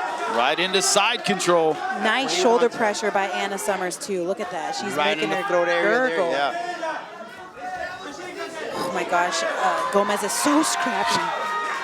But this is going to take a lot out of Gomez in this position. Absolutely. You can tell that this is where Anna wanted the fight to take place the entire time, and kudos to her for being patient and sticking with her game plan and finally getting this takedown. If I'm Anna, I ain't letting her up for the rest of the round. Right now, north-south position. Good job moving back and forth from side control to north-south, but now back in guard. She's quick and just laying in that body. As soon as she sees an opening, Gomez moves. She's rightfully right there to catch her. But you get that feeling, as you said, Juliana, in this weight class, like if she gets an inch, she's gonna hop back to her feet. They're so light, they're so quick. It's not like working heavyweight, light heavyweight. Like you give any space at all, your opponent is up and gone. Yes, and that's a really big thing though too. Is do they know how to get up properly? And Anna is going to do everything that she can to keep her down here. Nice elbow over the top for Anna Summers. Now it's time to get dirty and it's time to go to work if you're Anna because you don't want the referee to stand back. Also, Rodolfo can be so frustrating if you're used to angling and pushing the pace and you find yourself suddenly on your butt when it looked like all the momentum was going your way. Mentally, it can be hard to get over. This is a big deficit here for Gomez. Being on the ground is going to take a lot of wind from her, but Summers capitalizing and landing in those shots with hammer fists. We saw an elbow later on. Don't let her up, Anna. Look at that leg right there available for Gomez. Nicely done by Gomez. She was almost back to her feet, but Anna's like a dog on a bone, and she's staying on her. She's not letting this one go. Summers not allowing this to get back to the feet. Gomez is doing a good job of keeping her away. Nicely right done. There. Yeah, she's just beautiful job by Anna. Just letting everyone at home know that I'm keeping a good distance from my broadcast partner, Juliana Pena, who has her fist clenched and is ready to throw some strikes. So I'm staying over here, more on the right. Rodolfo, when she starts clinching the left, just stay further away. I'm away, man. Stay safe, buddy. No. I don't fight for free. Looking to get up, looking to throw up an armbar. Melissa Gomez is doing a nice job of staying offensive off of her back. She needs to get back to her feet, though, if she wants to continue to win this fight. Well, Summers looked to flip the script. She did it in round number 2. We'll know in a little bit if it was enough. Remember, we have open scoring. Did she win it back in that round number 2 with that ground game? She was confident. She gave herself a nod. She knows that she picked up this round in her pocket. I'm so happy for her because she was able to turn it around. You know, she was able to stay composed and realize, hey, this is where I'm going to win this fight. And you know, she stuck to it. She's not going to defend. And that's what makes you fight. When you get the body you know lock, better than anyone else. You're down. You got to find that grit, that willingness to continue. Find that right opportunity. It's about patience. That's what makes you, as a mature fighter, she's going to make a mistake. It's all about perseverance. And that body lock make her make a mistake. Once she misses, make her pay and then go for the shot. Right around the guard, landed inside control, right where she wanted to be, staying in that dominant position. Seeing where both fighters will be successful. Gomez in the red from Santiago, Chile, has been successful on the feet. Her opponent, Anna Summers from Chicago, Illinois, in the blue, has had success on the ground. Where will it go in round number 3? We're about to find out. This is all system goes, guys. No, it's cool. I had just gotten back. I was not cool. That movement there from Gomez is there, so the stamina, there's no question about it. Now we're wondering if she could still do it in round number 3. She is. Big movements left and right. You know, you made a good point, Jimmy. In the beginning of round 2, you had asked, can Gomez keep up this pace? And I said she could, and she did a good job up until the point that she got in the clinch, and I was like, oh no, maybe she is tired. And that's when Anna was able to capitalize and get that takedown. So let's see if Anna can do it again. And also, we've been seeing it all night, Juliana, that, you know, a Muay Thai fighter can do Muay Thai forever. Make them wrestle, they're out of gas in a couple minutes. The same thing, if you get someone out of their comfort zone, they get much more fatigued, and Summers has to do that to slow Gomez down. Much more fatigued, and it's very tiring going backwards. So when you can be able to take them out of their comfort zone and make them move back, that gasses a person. And it is 19-19, all tied up. Man. All 3 judges' scorecards have it 1 round apiece. I happen to agree with that. I think it's very, very fair, but this round and this fight are up for grabs. For all the marbles. Oh, Anna trying to get into that clinch, but Gomez knows it. Nice leg kick by Melissa. Little exchange there. Nice body kick by Anna Summers, but Gomez is waiting for her to do it so that she can plow her with her right hand. Quickness there and catching it. One of the difficulties, if you have a grappling style, is you have to find a way to get inside. Running forward, looking for a body lock isn't going to work against a striker like Gomez. Use your hands to set up your takedowns. Use your hands to set up your takedowns. Matt Hughes back in the day, that was his specialty, was fake the double and hit you with the overhand right when you were thinking takedown. Hope you're listening, Matt Hughes. It's your good friend JP, and we miss you. We remember you well. Absolutely. Greatest welterweights of all time. Gomez, 50 punches to Summers, 23. Kicks are exactly equal. But Gomez, just a punching machine. You know what I love about Gomez is that she knows that Anna wants to take her down, so she punches and then she's out of there. She goes and she finds a new spot. I love that because it's hard to track somebody down who's constantly moving, going side to side. It's nicely done, and it's a great strategy by Gomez. And Rodolfo, you haven't gotten the sense that any one punch has really hurt Summers. It's just the volume. Her face is now bright red. It wasn't any one shot. It's that Gomez keeping the pressure on. It's that consistency, and the movement is there, guys. And that just frustrating for someone because you just can't catch her. Nice leg kick by Gomez. Anna, use your hands to set up your takedowns. Now pulling forward, throwing straight punches, and Gomez, to your point, Juliana, out every single time. Yes, she's doing a great job of that. She's always finding a new spot. She's never staying stationary. She knows Summers wants to take her down, and she's out of there. She's so good at her reading her opponent, exactly her strategy. And Summers hasn't really committed to any level changes, meaning no single leg, no double leg. It's been body lock over and over. That was just a Liga hair tie. I thought it was a mouthpiece. That's what I thought too. You guys can discuss hair ties. I'm bald. I have no idea. I'm not that far, Jimmy. I'm not that far. I'll take Juliana Peña's word for it as Gomez continues to throw punches and cut angles on a very game Summers, who just can't seem to find a way inside. Anna Summers doing everything she can, but can't seem to corner Gomez enough to take her down. Look, Gomez is so smart, right? She spent the majority of that round 2 on her back, and she was like, I don't like it down here, and I'm not going to let it happen again. And she's not. Round 3, she is making sure of it, that she is not going to be in any dangerous position to be getting taken down. It's that quickness, that footwork. What do they say? Stalk, don't chase. And it looks right now like Anna Summers is kind of chasing Gomez around La Jaula, not able to cut off La Jaula and make it a little bit smaller on her. Not able to do that. No, and she's behind the gun here. 40 seconds left in the 3rd and final. She's got to do something.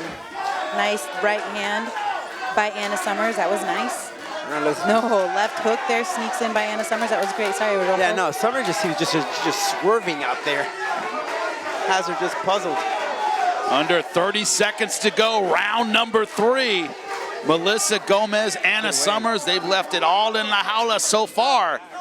But Gomez, if she can keep it up, will have a decision victory. Can Summers turn it around with 15 seconds left? And what I like, JP, is as soon as Melissa feels that she's going to get grabbed by Summers, she quickly moves right out. I love it. Houdini. She's always finding a new spot. That's what I call it. Go find a new spot. She's doing a great job of that. Excellent power, excellent combinations, excellent fight IQ from Melissa Gomez. The question is, was it enough in the eyes of the judges as they give each other their respect? It was hard fought, but Melissa Gomez saw round number 3 go her way. Is it enough? That's the question. We'll answer it on the other side of this break.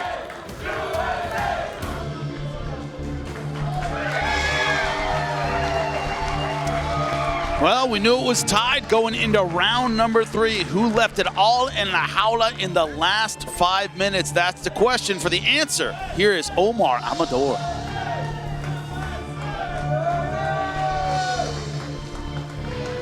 Después de 3 asaltos de mucha más acción, after 3 rounds of much more action, todos los jueces están de acuerdo. All the judges are in agreement.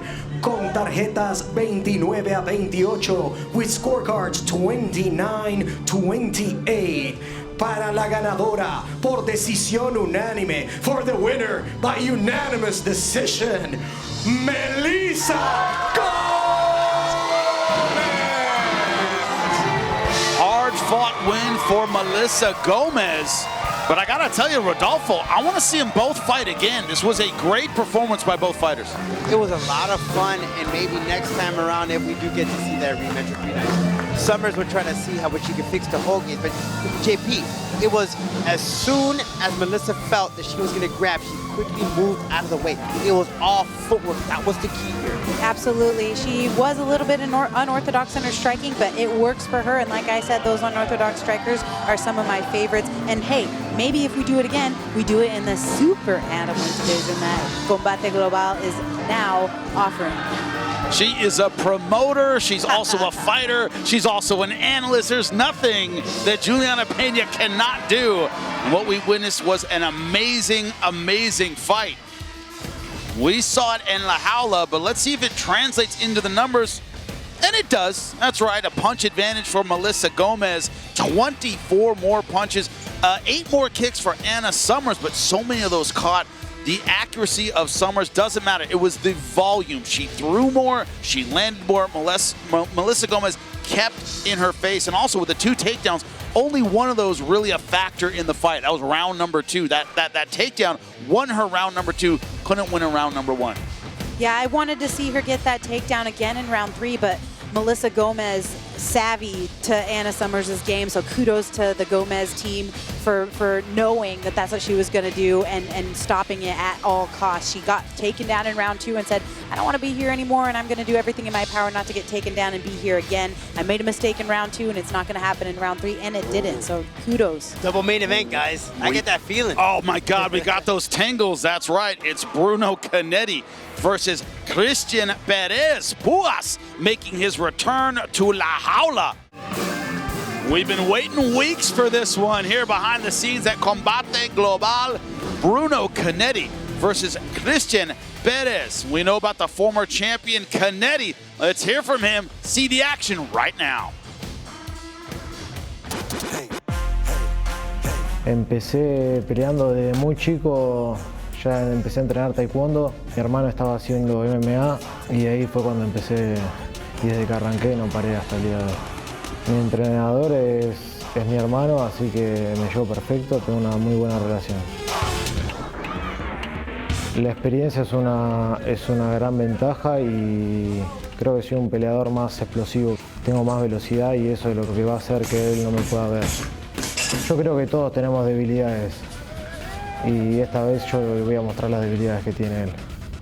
Puas, esta noche te vas a arrepentir de haberte subido conmigo a la jaula.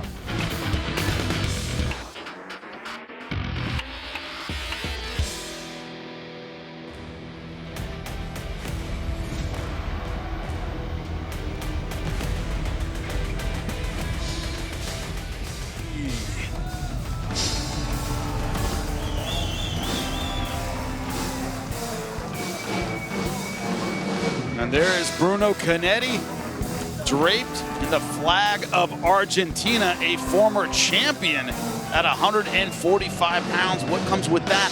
A lot of pride, Rodolfo, a lot of pride. A lot of pride, and it's something here in Combate Global. When you step inside La Jaula, you're not only fighting for yourself, for your team, but for your country. That's a lot of pressure behind it. But listen, this man has been through hell and back. Got shot in the chest in 2020 by 2 thieves. And unfortunately, those 2 men are on the loose right now. But today, it's a different man. It's a new outcome here. A new opportunity for him inside La Jaula. He's taking in a guy who's a lot of hype, a poster child, you would say. And how sweet it would be to come in La Jaula and put the brakes in the guy and says, let me remind you who was your first homie. There is a lot of pride on the line for Bruno Cannetti as he makes his way around La Jaula with his opponent, Cristian Puas Perez, a man with a lot of pride in his own right.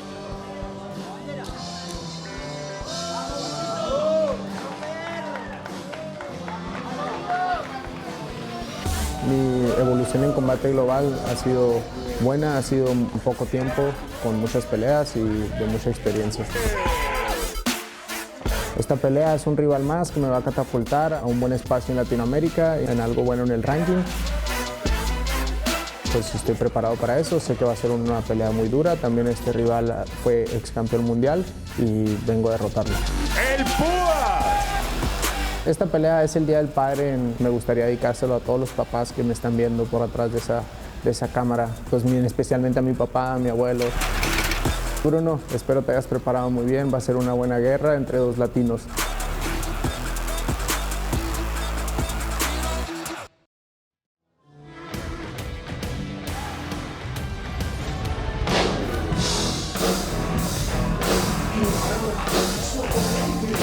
Cristian Perez. When it comes to Cristian Perez, it isn't about talent. Juliana, when you talk about Perez, everybody knows he has talent, right? He's 11-1. You've seen him for years. You know what he can do. But people behind the scenes are like, well, he needs that gut check performance. He needs that tough one, maybe a long fight, a grueling fight. Do you think he's in for that tonight? Yeah, he is, and I don't think that that gut check is going to come anytime soon to him. His confidence is soaring at an all-time high. He just stole the belt right off of the shelf there. He believes he is the champ, and he's ready to go out there and do everything that he can to get his hand raised, especially being the face of the lightweight division. And of course, you know, training the Goat Shed Academy, humble guys, right, Rodolfo? Humble, quiet guys. The Goat Shed. No, I mean they're not flashy at all, right? They're not going to boost that confidence. I wouldn't follow them. Hey, they practice the smash style. Right. They've been all over. They've gone virtual, and there's a reason. We have so many of these guys competing inside La Jaula. Cristian Puas is one of those prototypes coming out of the camp. Coach Hasim is right on the side, but they're not all just hype guys. These guys mean more when they're inside the Jaula. What jumps out? The 11-year age gap. Cannetti, 11 years older, and it's the experience of those 11 years that might be the difference tonight. 2 inches in height for Perez, just an inch in reach. Both weighed in about the same, 34-23.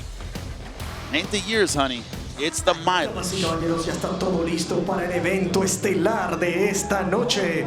Un compromiso pautado a 3 asaltos de 5 minutos en la división de peso ligero. Ladies and gentlemen, everything is set for this bout. The main event of the evening. Set to 3 rounds of 5 minutes in the lightweight division. Los jueces son, the judges are James Lázaro, Eliseo Rodríguez y Vicente Rodríguez. Damas y caballeros, the time is here para un combate global.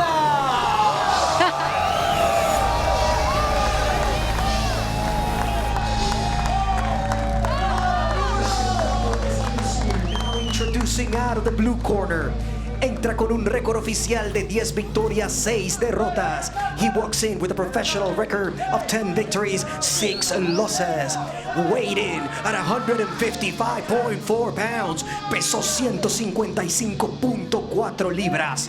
Y viste azul celeste, wearing light blue. Es de Buenos Aires, Argentina, Bruno Aquiles Cannetti.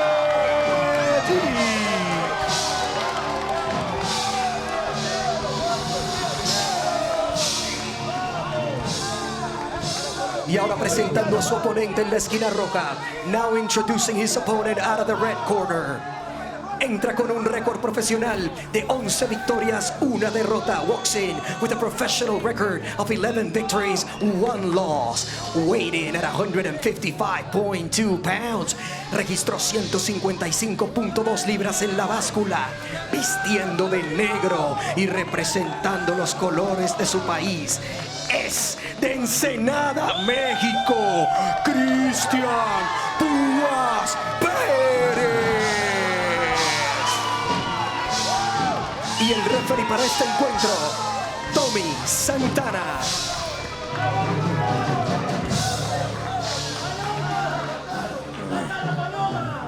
Caballeros, bienvenidos a su combate global estelar de la noche. Somos profesionales y espero que se cumpla como tal. Hemos repasado el reglamento, espero que lo sigan. ¿Alguna pregunta? Dale. Estoy listo para pelear. And the mind games begin already. Cristian Puas Perez in the black from Mexico. His opponent, Bruno Cannetti, in the blue from Argentina. We can't wait for it. We are underway. Round number 1, Imanari roll, straight into the heel hook. Puas was not wasting any time. Cannetti told Puas, I smell you. I smell fear. The best time to get that is right in the opening bell when they're not as sweaty, and that was nicely done by Cristian Puas. How gutsy is that Imanari roll to start round number 1? That's Puas for you. If you haven't seen him, well, welcome. This is the star that we have inside La Jaula, guys. Yeah, but Cannetti staying patient, getting out of leg lock, didn't play footsie, didn't try to counter leg lock, got out and restarted. And look, physically, Bruno just looks the stronger of the two. You know, certainly bigger. Yeah. He's a bigger dude between these guys. But that more muscle, you know, you got that endurance. How much is that going to play? Ooh, that was close, yeah. Cristian says. Oh, they're just having fun. This is going to be a great one, guys. Oh, Cannetti with a head kick and losing his balance. Cannetti fights with a Muay Thai style. Oh, that was a giant. Oh, good run. Another one. We got him, guys. Could we have an early finish in round number 1? Oh, my goodness. For Puas Perez. Big knee, straight right down the clown's mouth here. He's got him in a Kimura. Oh, Bruno back to his feet. It's, oh, my gosh. Cannetti's power punch after power punch landing. That's it. Oh, my greatness. Oh, my goodness. Who's the dog now, guys? Holy cow. He ain't a puppy anymore. Different. Sometimes these guys, these younger guys, look at that snap. Woo. That is a 23-year-old man full of confidence. This is the dog that bites hard, guys. Wow, what a spectacular first round by Cristian Puas Perez, the face of the lightweight division here at Combate Global. What a finish. And it's because of these power punches. Look at him here, Juliana. Just right hand uppercut. Oh my gosh. Right hand, left hand, elbow, uppercut, left hand, right hook. Sleeps him right to bed. And that is all she wrote. Perez started out with a big burst of gas looking for the Imanari, but as soon as he had Cannetti hurt, went back to his striking and landed sharp, crisp, beautiful combinations. That would have put out anyone at 155. Anyone. Nicely done. Nice power on Cristian Puas Perez. And look, that just made his head 10 times bigger, and all the more so he grabbed that belt like it was his. And I don't think there's much of a debate about, you know, who the face should be or who the champ is going to be. It's Cristian Puas Perez. Wow. Perez full of confidence. We'll be back with more.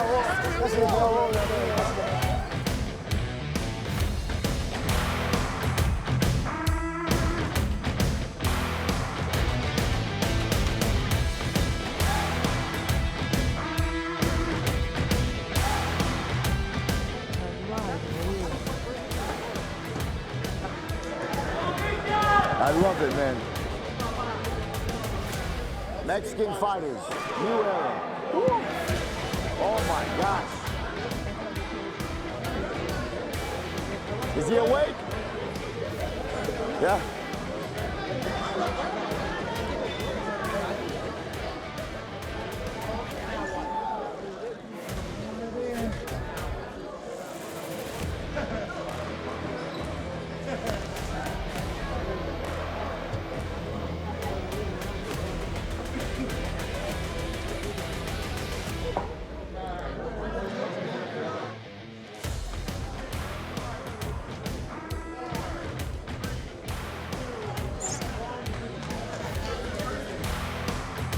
Welcome back to Combate Global, and there is confidence in La Jaula right now. Look at that.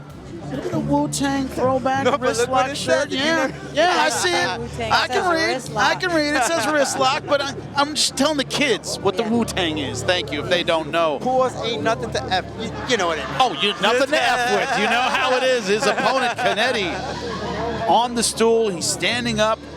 He will be all right. It has to be told what happened because his lights were turned all the way off by that man, Cristian Puas Perez, representing Mexico. Incredible hands, incredible power, everything you want on display if you're the face of the lightweight division, which is what he is right now. Welcome back inside Univision Studios. Omar Amador will give us the details of the massacre we just witnessed. Después de 1 minuto 26 segundos del primer asalto, after 1 minute and 26 seconds in round number 1, this bout comes to an end. Esta pelea termina por knockout. It ends by knockout para el ganador, Cristian Puas Perez. You are told in sports to visualize success, to picture what you want to happen in your mind and then manifest it.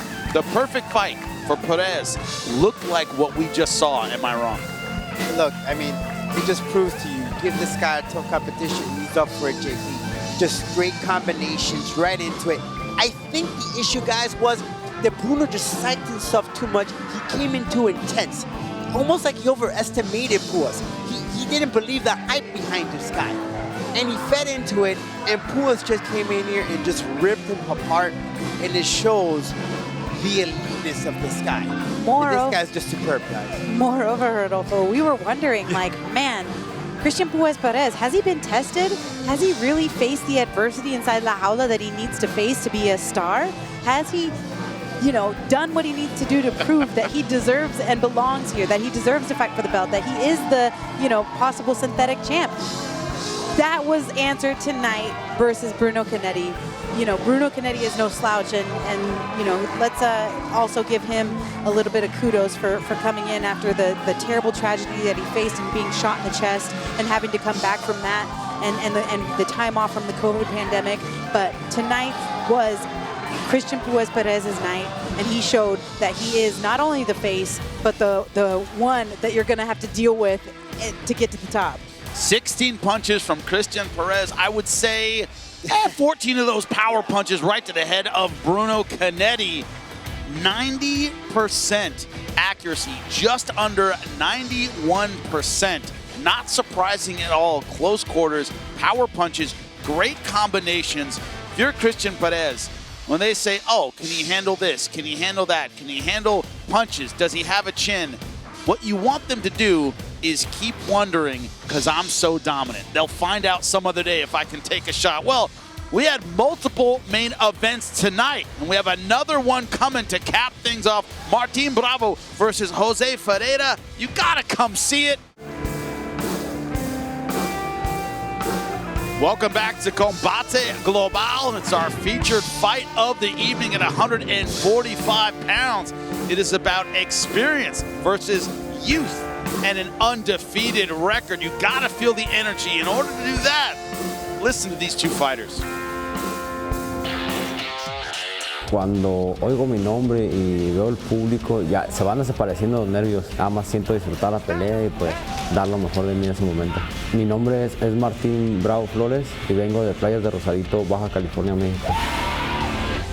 Aquí estoy representando a mi país, a mi persona, a mi familia y quiero ser el mejor del mundo, ser campeón y estoy en eso.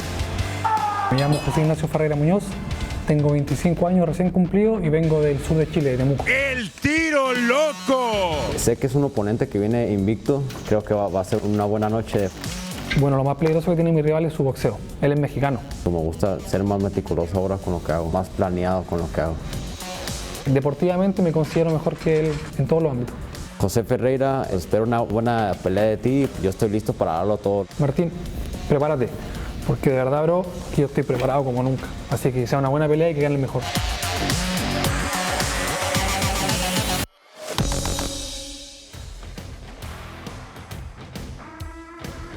There is undefeated. That's right, Ferreira. Jose looking to take on the much more experienced Martin Bravo. You want to come see it live? Join us.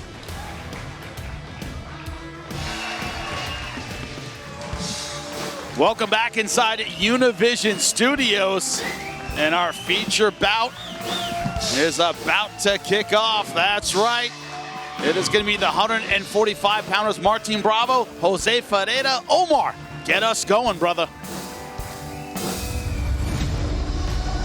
Entrando a la jaula, Martin Bravo.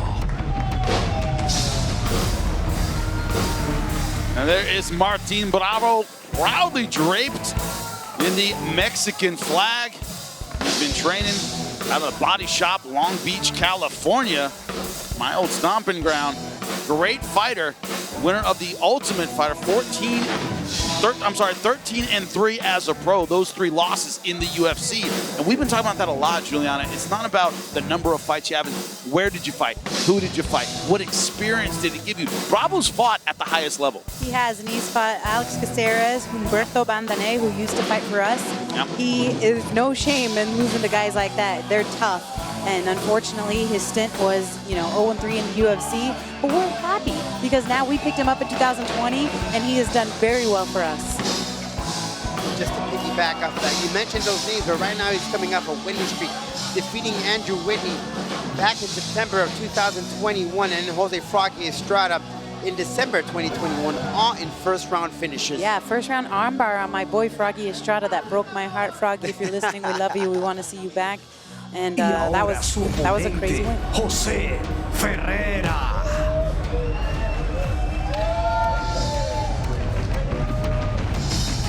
And his opponent, Jose Ferreira, undefeated, full of confidence. You don't know what you don't know until you need to know it. And then a lot of times it's too late, right? We've said that a few times, yes, and it's so true. This guy is just career in diapers. He's so young, and he is so good. Like, they call him Tiro Loco for a reason. He's crazy. Look at him. Fast pace. Just when he took on Patrick Lehane, made his debut, I mean, he was ferocious. Didn't let Lehane do anything. And his previous opponent just steamrolled through him. That's the type of fighting that he brings inside La Jaula. It's a really tough competition for them. But this is a test for him. Is all that undefeatedness, is it worthy of what we're going to find out here tonight? And look at the stats. 4 years older is Martin Bravo. Exact same height, only a half an inch difference in reach. They both weighed in at about the same. It's about the experience level that goes with those fights. Who has been successful at the high level? Ferreira, undefeated, is about to find out their levels to this game. Damas y caballeros, ya estamos listos para continuar con mucha más acción con este combate pautado a 3 asaltos de 5 minutos en la división de peso pluma. We are ready to continue with much more action with this bout set to 3 rounds of 5 minutes in the featherweight division. Los jueces son, the judges are Richard Green Jr., James Lázaro y Eliseo Rodríguez. Damas y caballeros, el momento ha llegado para un combate global. Presentando en la esquina azul, now introducing out of the blue corner. Entra con un récord profesional de 12 victorias, 3 derrotas. He steps in with a professional record of 12 victories and 3 losses. Weighed in at 145.4 pounds. Peso 145.4 libras. Vistiendo de verde. Es de Rosarito, Baja California, México, Martín el Toro Bravo.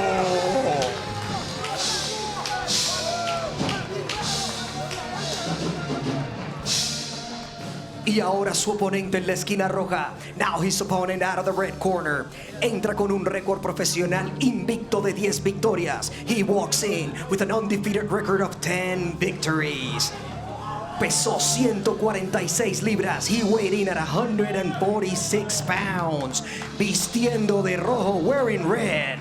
Este Temuco, Chile, vía Chicago, Illinois, José Tiro Loco Ferreira.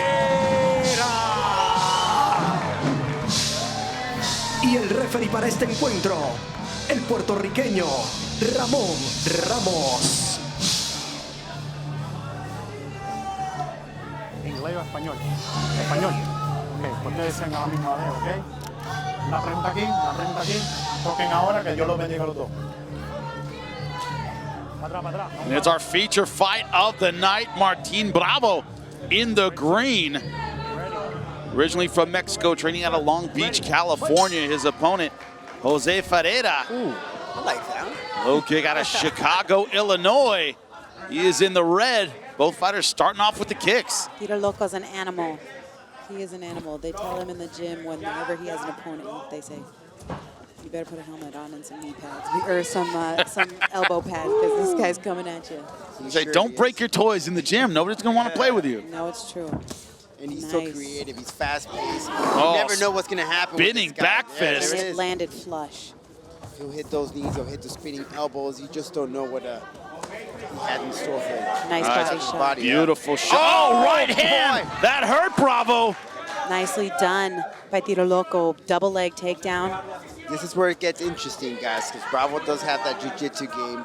He's been very successful. Hunting for the armbar again.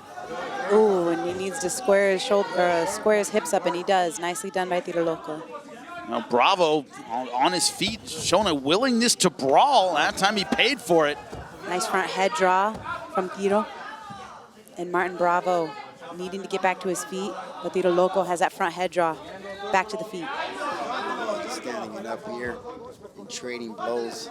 Although he was hurt, Martin Bravo having no problem stepping forward. Willingness to walk into danger. That's part of his style. Picture the other bouts, though. Tiro Loco does know what his opponent's all about. He's been more a little bit patient. He's not too fast-paced. He knows what's at stake here tonight. Nice spinning back kick, but Martin Bravo not impressed. Nice left hook for Tiro Loco. Ferreira right now looking for that counter shot. Beautiful knee right through the center. Bravo shakes his head. That didn't do anything. Usually that means it hurt. Yeah, he felt that one, guys. Nice timing on the double leg. It was a great double leg takedown by Martin Bravo. Looking for that wrist control, looking to get a leg right in. And Tiro Loco needs to be careful here. He needs to get back to his feet, but he's got to do it the right way because Martin Bravo has been in there with some tough guys, and he's got that cage experience. Don't let anything loose. His Bravo will capitalize on it. Ferreira trying to spring back to his feet, but careful not to turn his back all the way. Tiro doing a good job of facing his opponent, and he got back to his feet. Nicely done. Martin Bravo was not able to hold him down. Back to the center they go. Once again, Martin Bravo goes back to grinding. Nice job by Martin Bravo. Yeah, such an awkward style, and he's so good at walking opponents down. You think you have him hurt, think you might have him out of the fight, he just doesn't go away. No, he's very tough, very durable. Nice left hook by Tiro Loco. He's been vulnerable to the power punches of José Ferreira from the beginning. Nice jab by Martin Bravo. Bravo, though, coming in, though, a lot of the weight on the front foot instead of the back. And Tiro Loco was just covering up there. Martin Bravo in deep on the clinch, looking for a double leg. Nice Good switch. Let's see if he can get it. Scoop him up. Martin Bravo staying very, very close, keeping the knees together. Khabib, that like mermaid position, trying to put him there, and good job from Ferreira popping back to his feet. Yes, nicely done by Tiro Loco in the red. Got back to his feet, needs to jack up that underhook, and he does. Reverses his position. Let's see if they stay in the clinch or if he tries to separate to get back to the feet. And Ferreira looking for that outside trip, looking like the much stronger fighter in these clinch positions. He's got the whizzer. I need an underhook. Oh, beautiful short elbow. Heard the crack there. Yes, that was nice. Nice head position by Martin Bravo. Ooh, that looked like it went right in the middle. Folks, you can question a lot of things about Martin Bravo. You cannot question this guy's chin because he's eating 4 or 5 very flush shots, and he's still in there trying to win. Still jockeying for position. Tiro Loco reverses his position. Let's see. Oh, another beautiful shot, elbow. yeah. Oh. That was so nice. Tricky offense. There, guys, though, right? But you do have to kind of wonder if you're Ferreira, like, man, I'm hitting this guy with everything, and he isn't even backing up. Literally. He's hitting him with everything in the kitchen sink. Throw the sink, too. Strong chin. Martin Bravo trying to get his offense going. He's brought a lot of physical pressure. He's done a good job of walking Ferreira down, but hasn't been able to land big punches. Beautiful double leg. Shot right out of a cannon. Nicely done. And his Bravo is bleeding him right out the mouth, it seems. I see that. José Ferreira keeping the pressure on. Great grounded pound to punctuate round number 1. Thudding shots.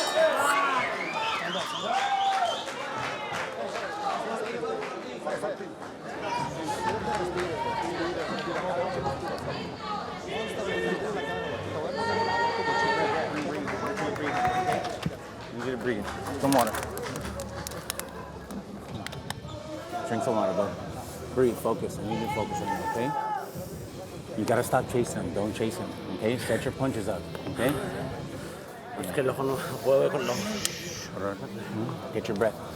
Breathe, okay? You gotta stop chasing him, right? I need you to set your punches up, okay? Set up your punches. Feintalo. You gotta feint more, okay? Don't just chase him down, all right? Don't just follow him. Reset. When I say reset, you gotta start over. Reset.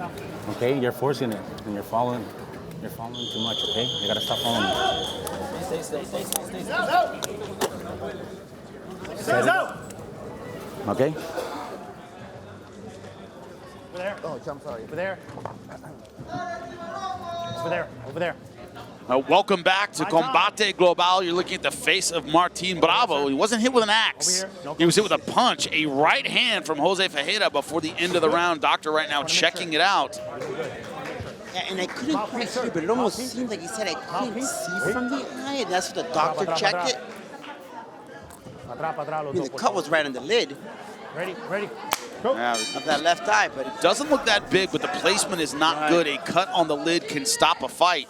Can also really affect your vision. Round 2 is underway.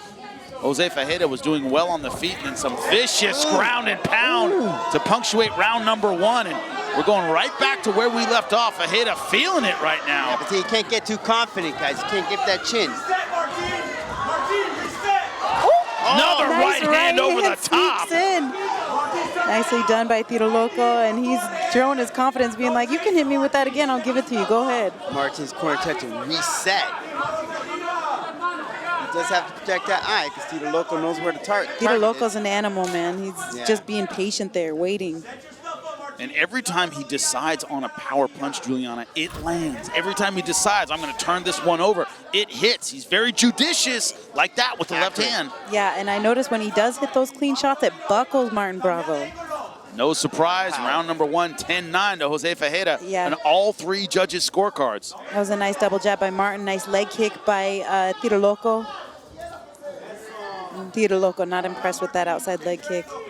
Pure confidence. And here comes Martin Bravo. Nice little right hooker lands in there. Nice jab. Ferreira looking every bit the undefeated fighter. Young, full of confidence.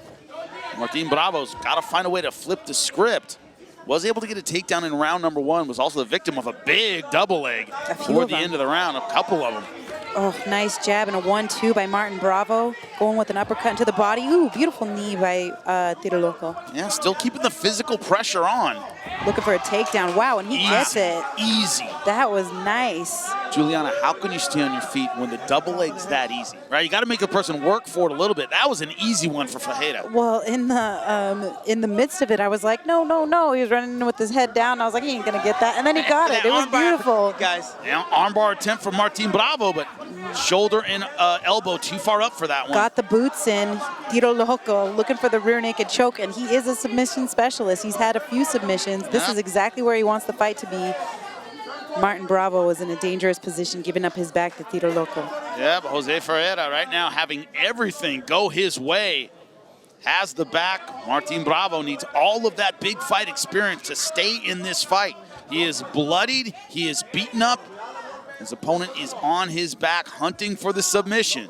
Tito Loco Looking to sink in the rear naked choke, but not quite there. And there he goes over the shoulder. Now he's on top. Nice transition to the top. Yeah, positioning that knee right in the sternum. Big elbow and a big right hand over the top for Tiro Loco. That's nicely done. And like you guys said, beautiful transition from back to top. A lot of fighters would have lost that position, ended up on bottom. And we saw at the end of round number 1, some vicious ground and pound for Ferreira.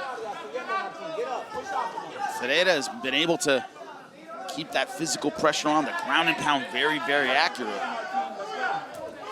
Ooh, nice elbows from their back, Martin Bravo. And keep a close eye at that cut of that lid, guys, because that could be a major factor. It's not going to get better. And this is a horrible... And he's eating that up. Yeah, this is a horrible position that Martin Bravo has found himself in. He's on his back. He is in full guard, and he's crunched up against the fence with his neck, like literally bending in such an uncomfortable position. Those elbows are landing on that eye, guys. Yeah, Ferreira doing such a good job of creating enough distance just like that to land those short elbows and punches. Doesn't need a lot of room. Nicely done. Yes, he doesn't. Body, head, typical. Nicely done by Tiro Loco. Just like they teach in the gym, body, head. He's right in front of his own corner, but right now the advice would be get some space and get up, because so far this has been a ground and pound wipeout. Martin Bravo hunting for the armbar again, but Ferreira so far hip to it, able to get his shoulder out every time. Keep passing that knee, Tiro Loco. Going again for the rear naked choke, looking to get his boots in. Nice hammer fist from Tiro Loco. So far, Ferreira has fought like the veteran in this fight, a step ahead every single time. Beautiful elbow. Yes. Just question that left eye. Well, the doctor's going to check it out in between rounds if Martin Bravo can make it the next 15 seconds under this assault from José Ferreira. I'm sure he will, but what will the doctor say? Going for the jump knee, aggressive till the bell to end round number 2.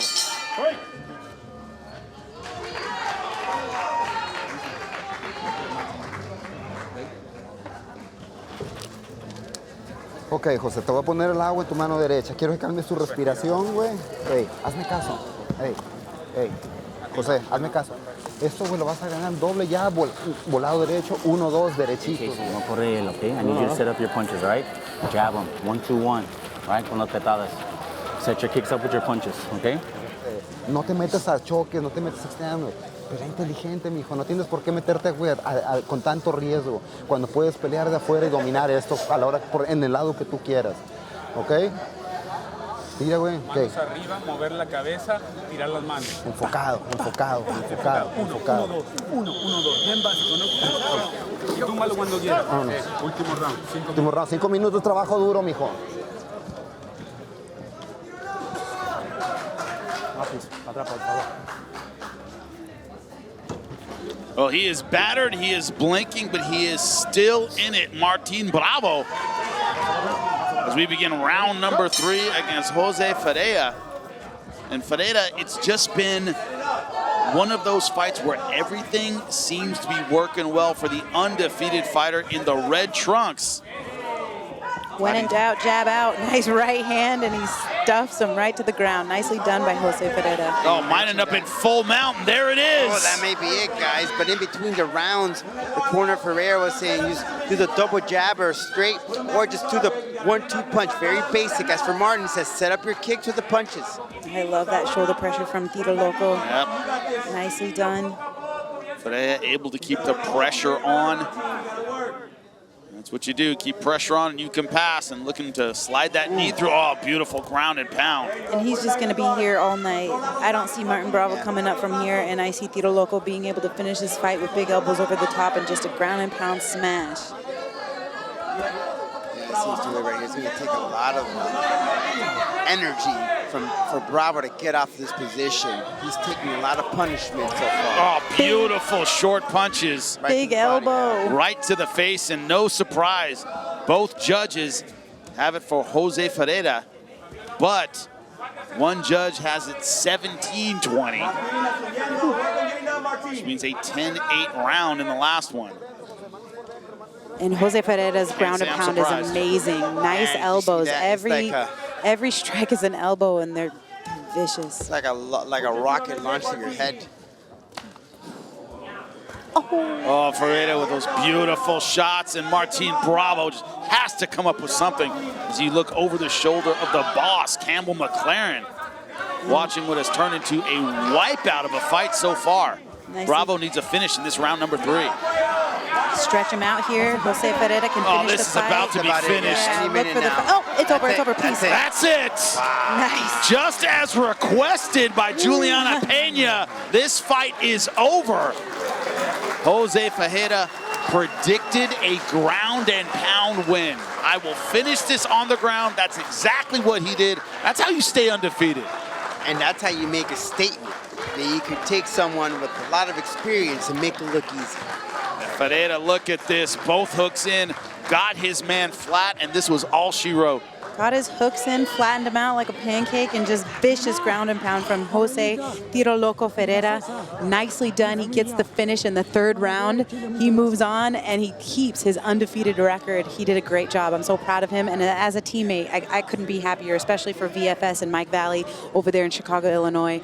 So proud of the team. They're on a tear. Rodolfo, we thought this might go Ferreira's way. All right, he could stay undefeated. Did you expect this kind of one-sided dominance from start to finish? I said it right from the start. It was really a flip coin, but no, I did not. I thought that Martin, because of that experience that he has, the jiu-jitsu ground game, he will put a little bit more of a fight. But man, José Ferreira just made it look so easy here tonight. Everything he threw of substance landed. Every power punch, every hook, every straight right that had juice behind it landed flush on the face of Martin Bravo. Now, give Martin Bravo all the credit in the world staying in this fight. There was no quit in him at all, but he was tactically outgunned from beginning to end.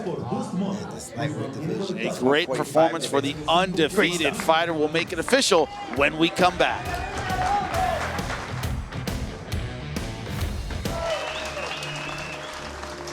And Omar Amador will make this fight 100% official.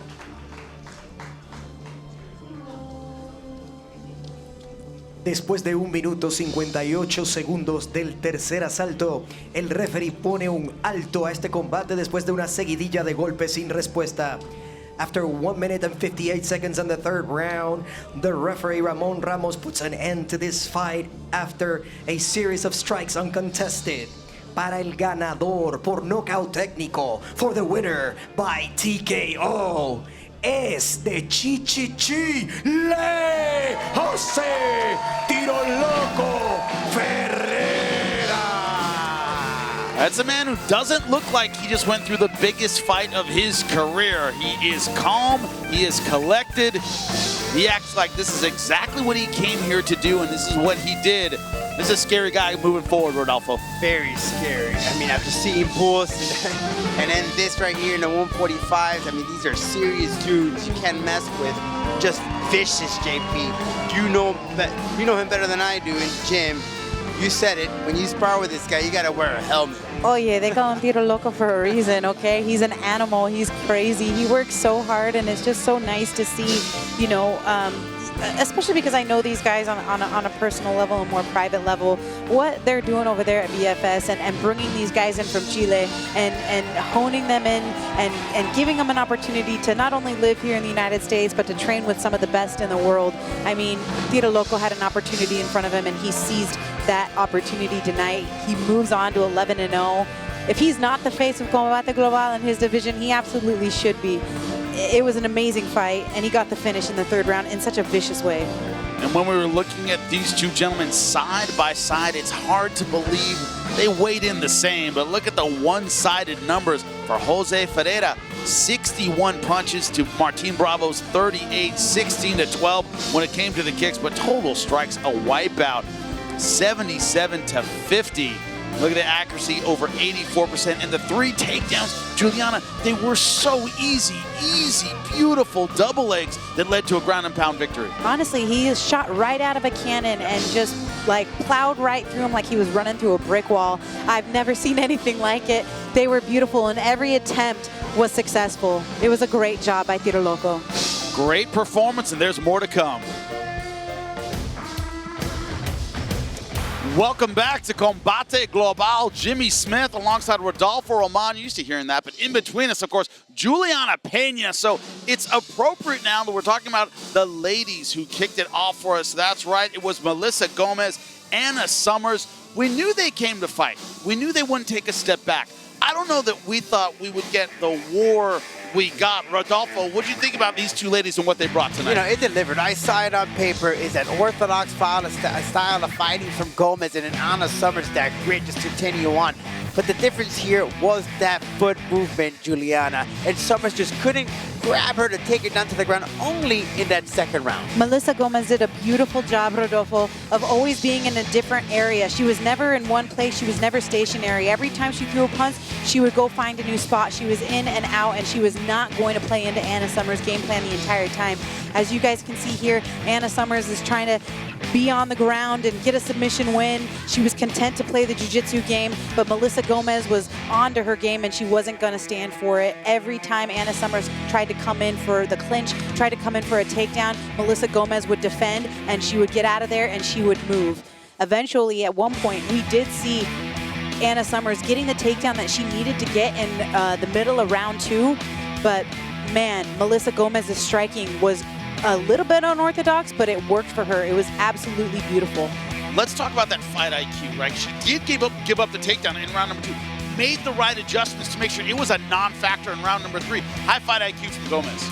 Yeah, you know, she spent the majority of, not the majority, excuse me, the middle of round 2 on her back, and you could tell that it was uncomfortable and it was not a place that she wanted to be. Therefore, in round 3, she made those adjustments. Like I said in the beginning, she was never in the same spot for longer than 2 seconds, if that, and she knew that Anna wanted to get her taken down, so she did a good job of defending at all costs, and she was not able to get the takedown Anna Summers in round 3.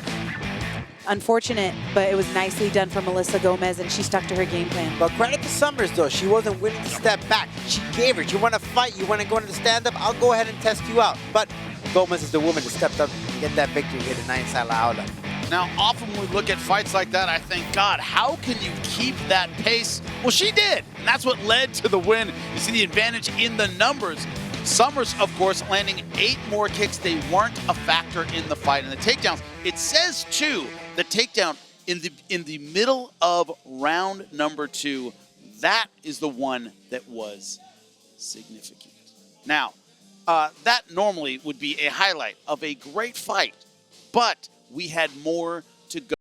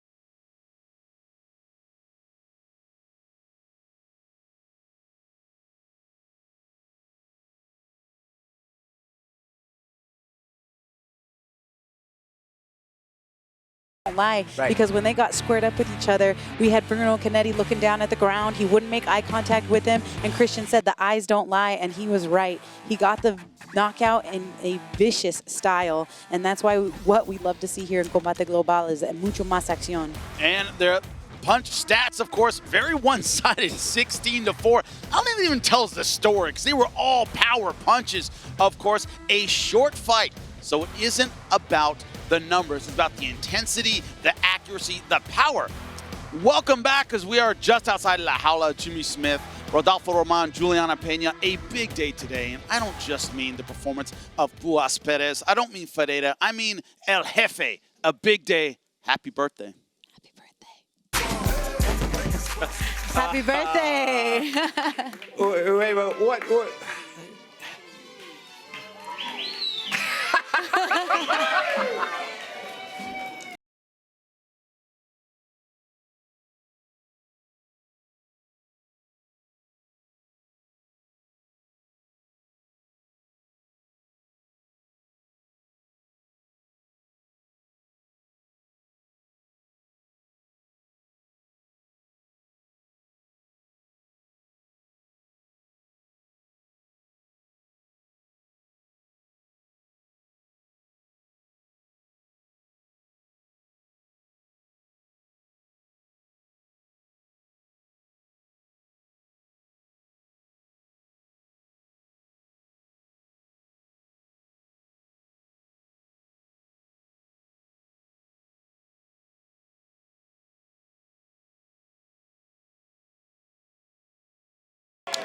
That's right, 67 years young is the boss. Awesome. Campbell McLaren. Juliana, you did a great job in bringing in those JP. mariachis. The timing, the surprise, it was great.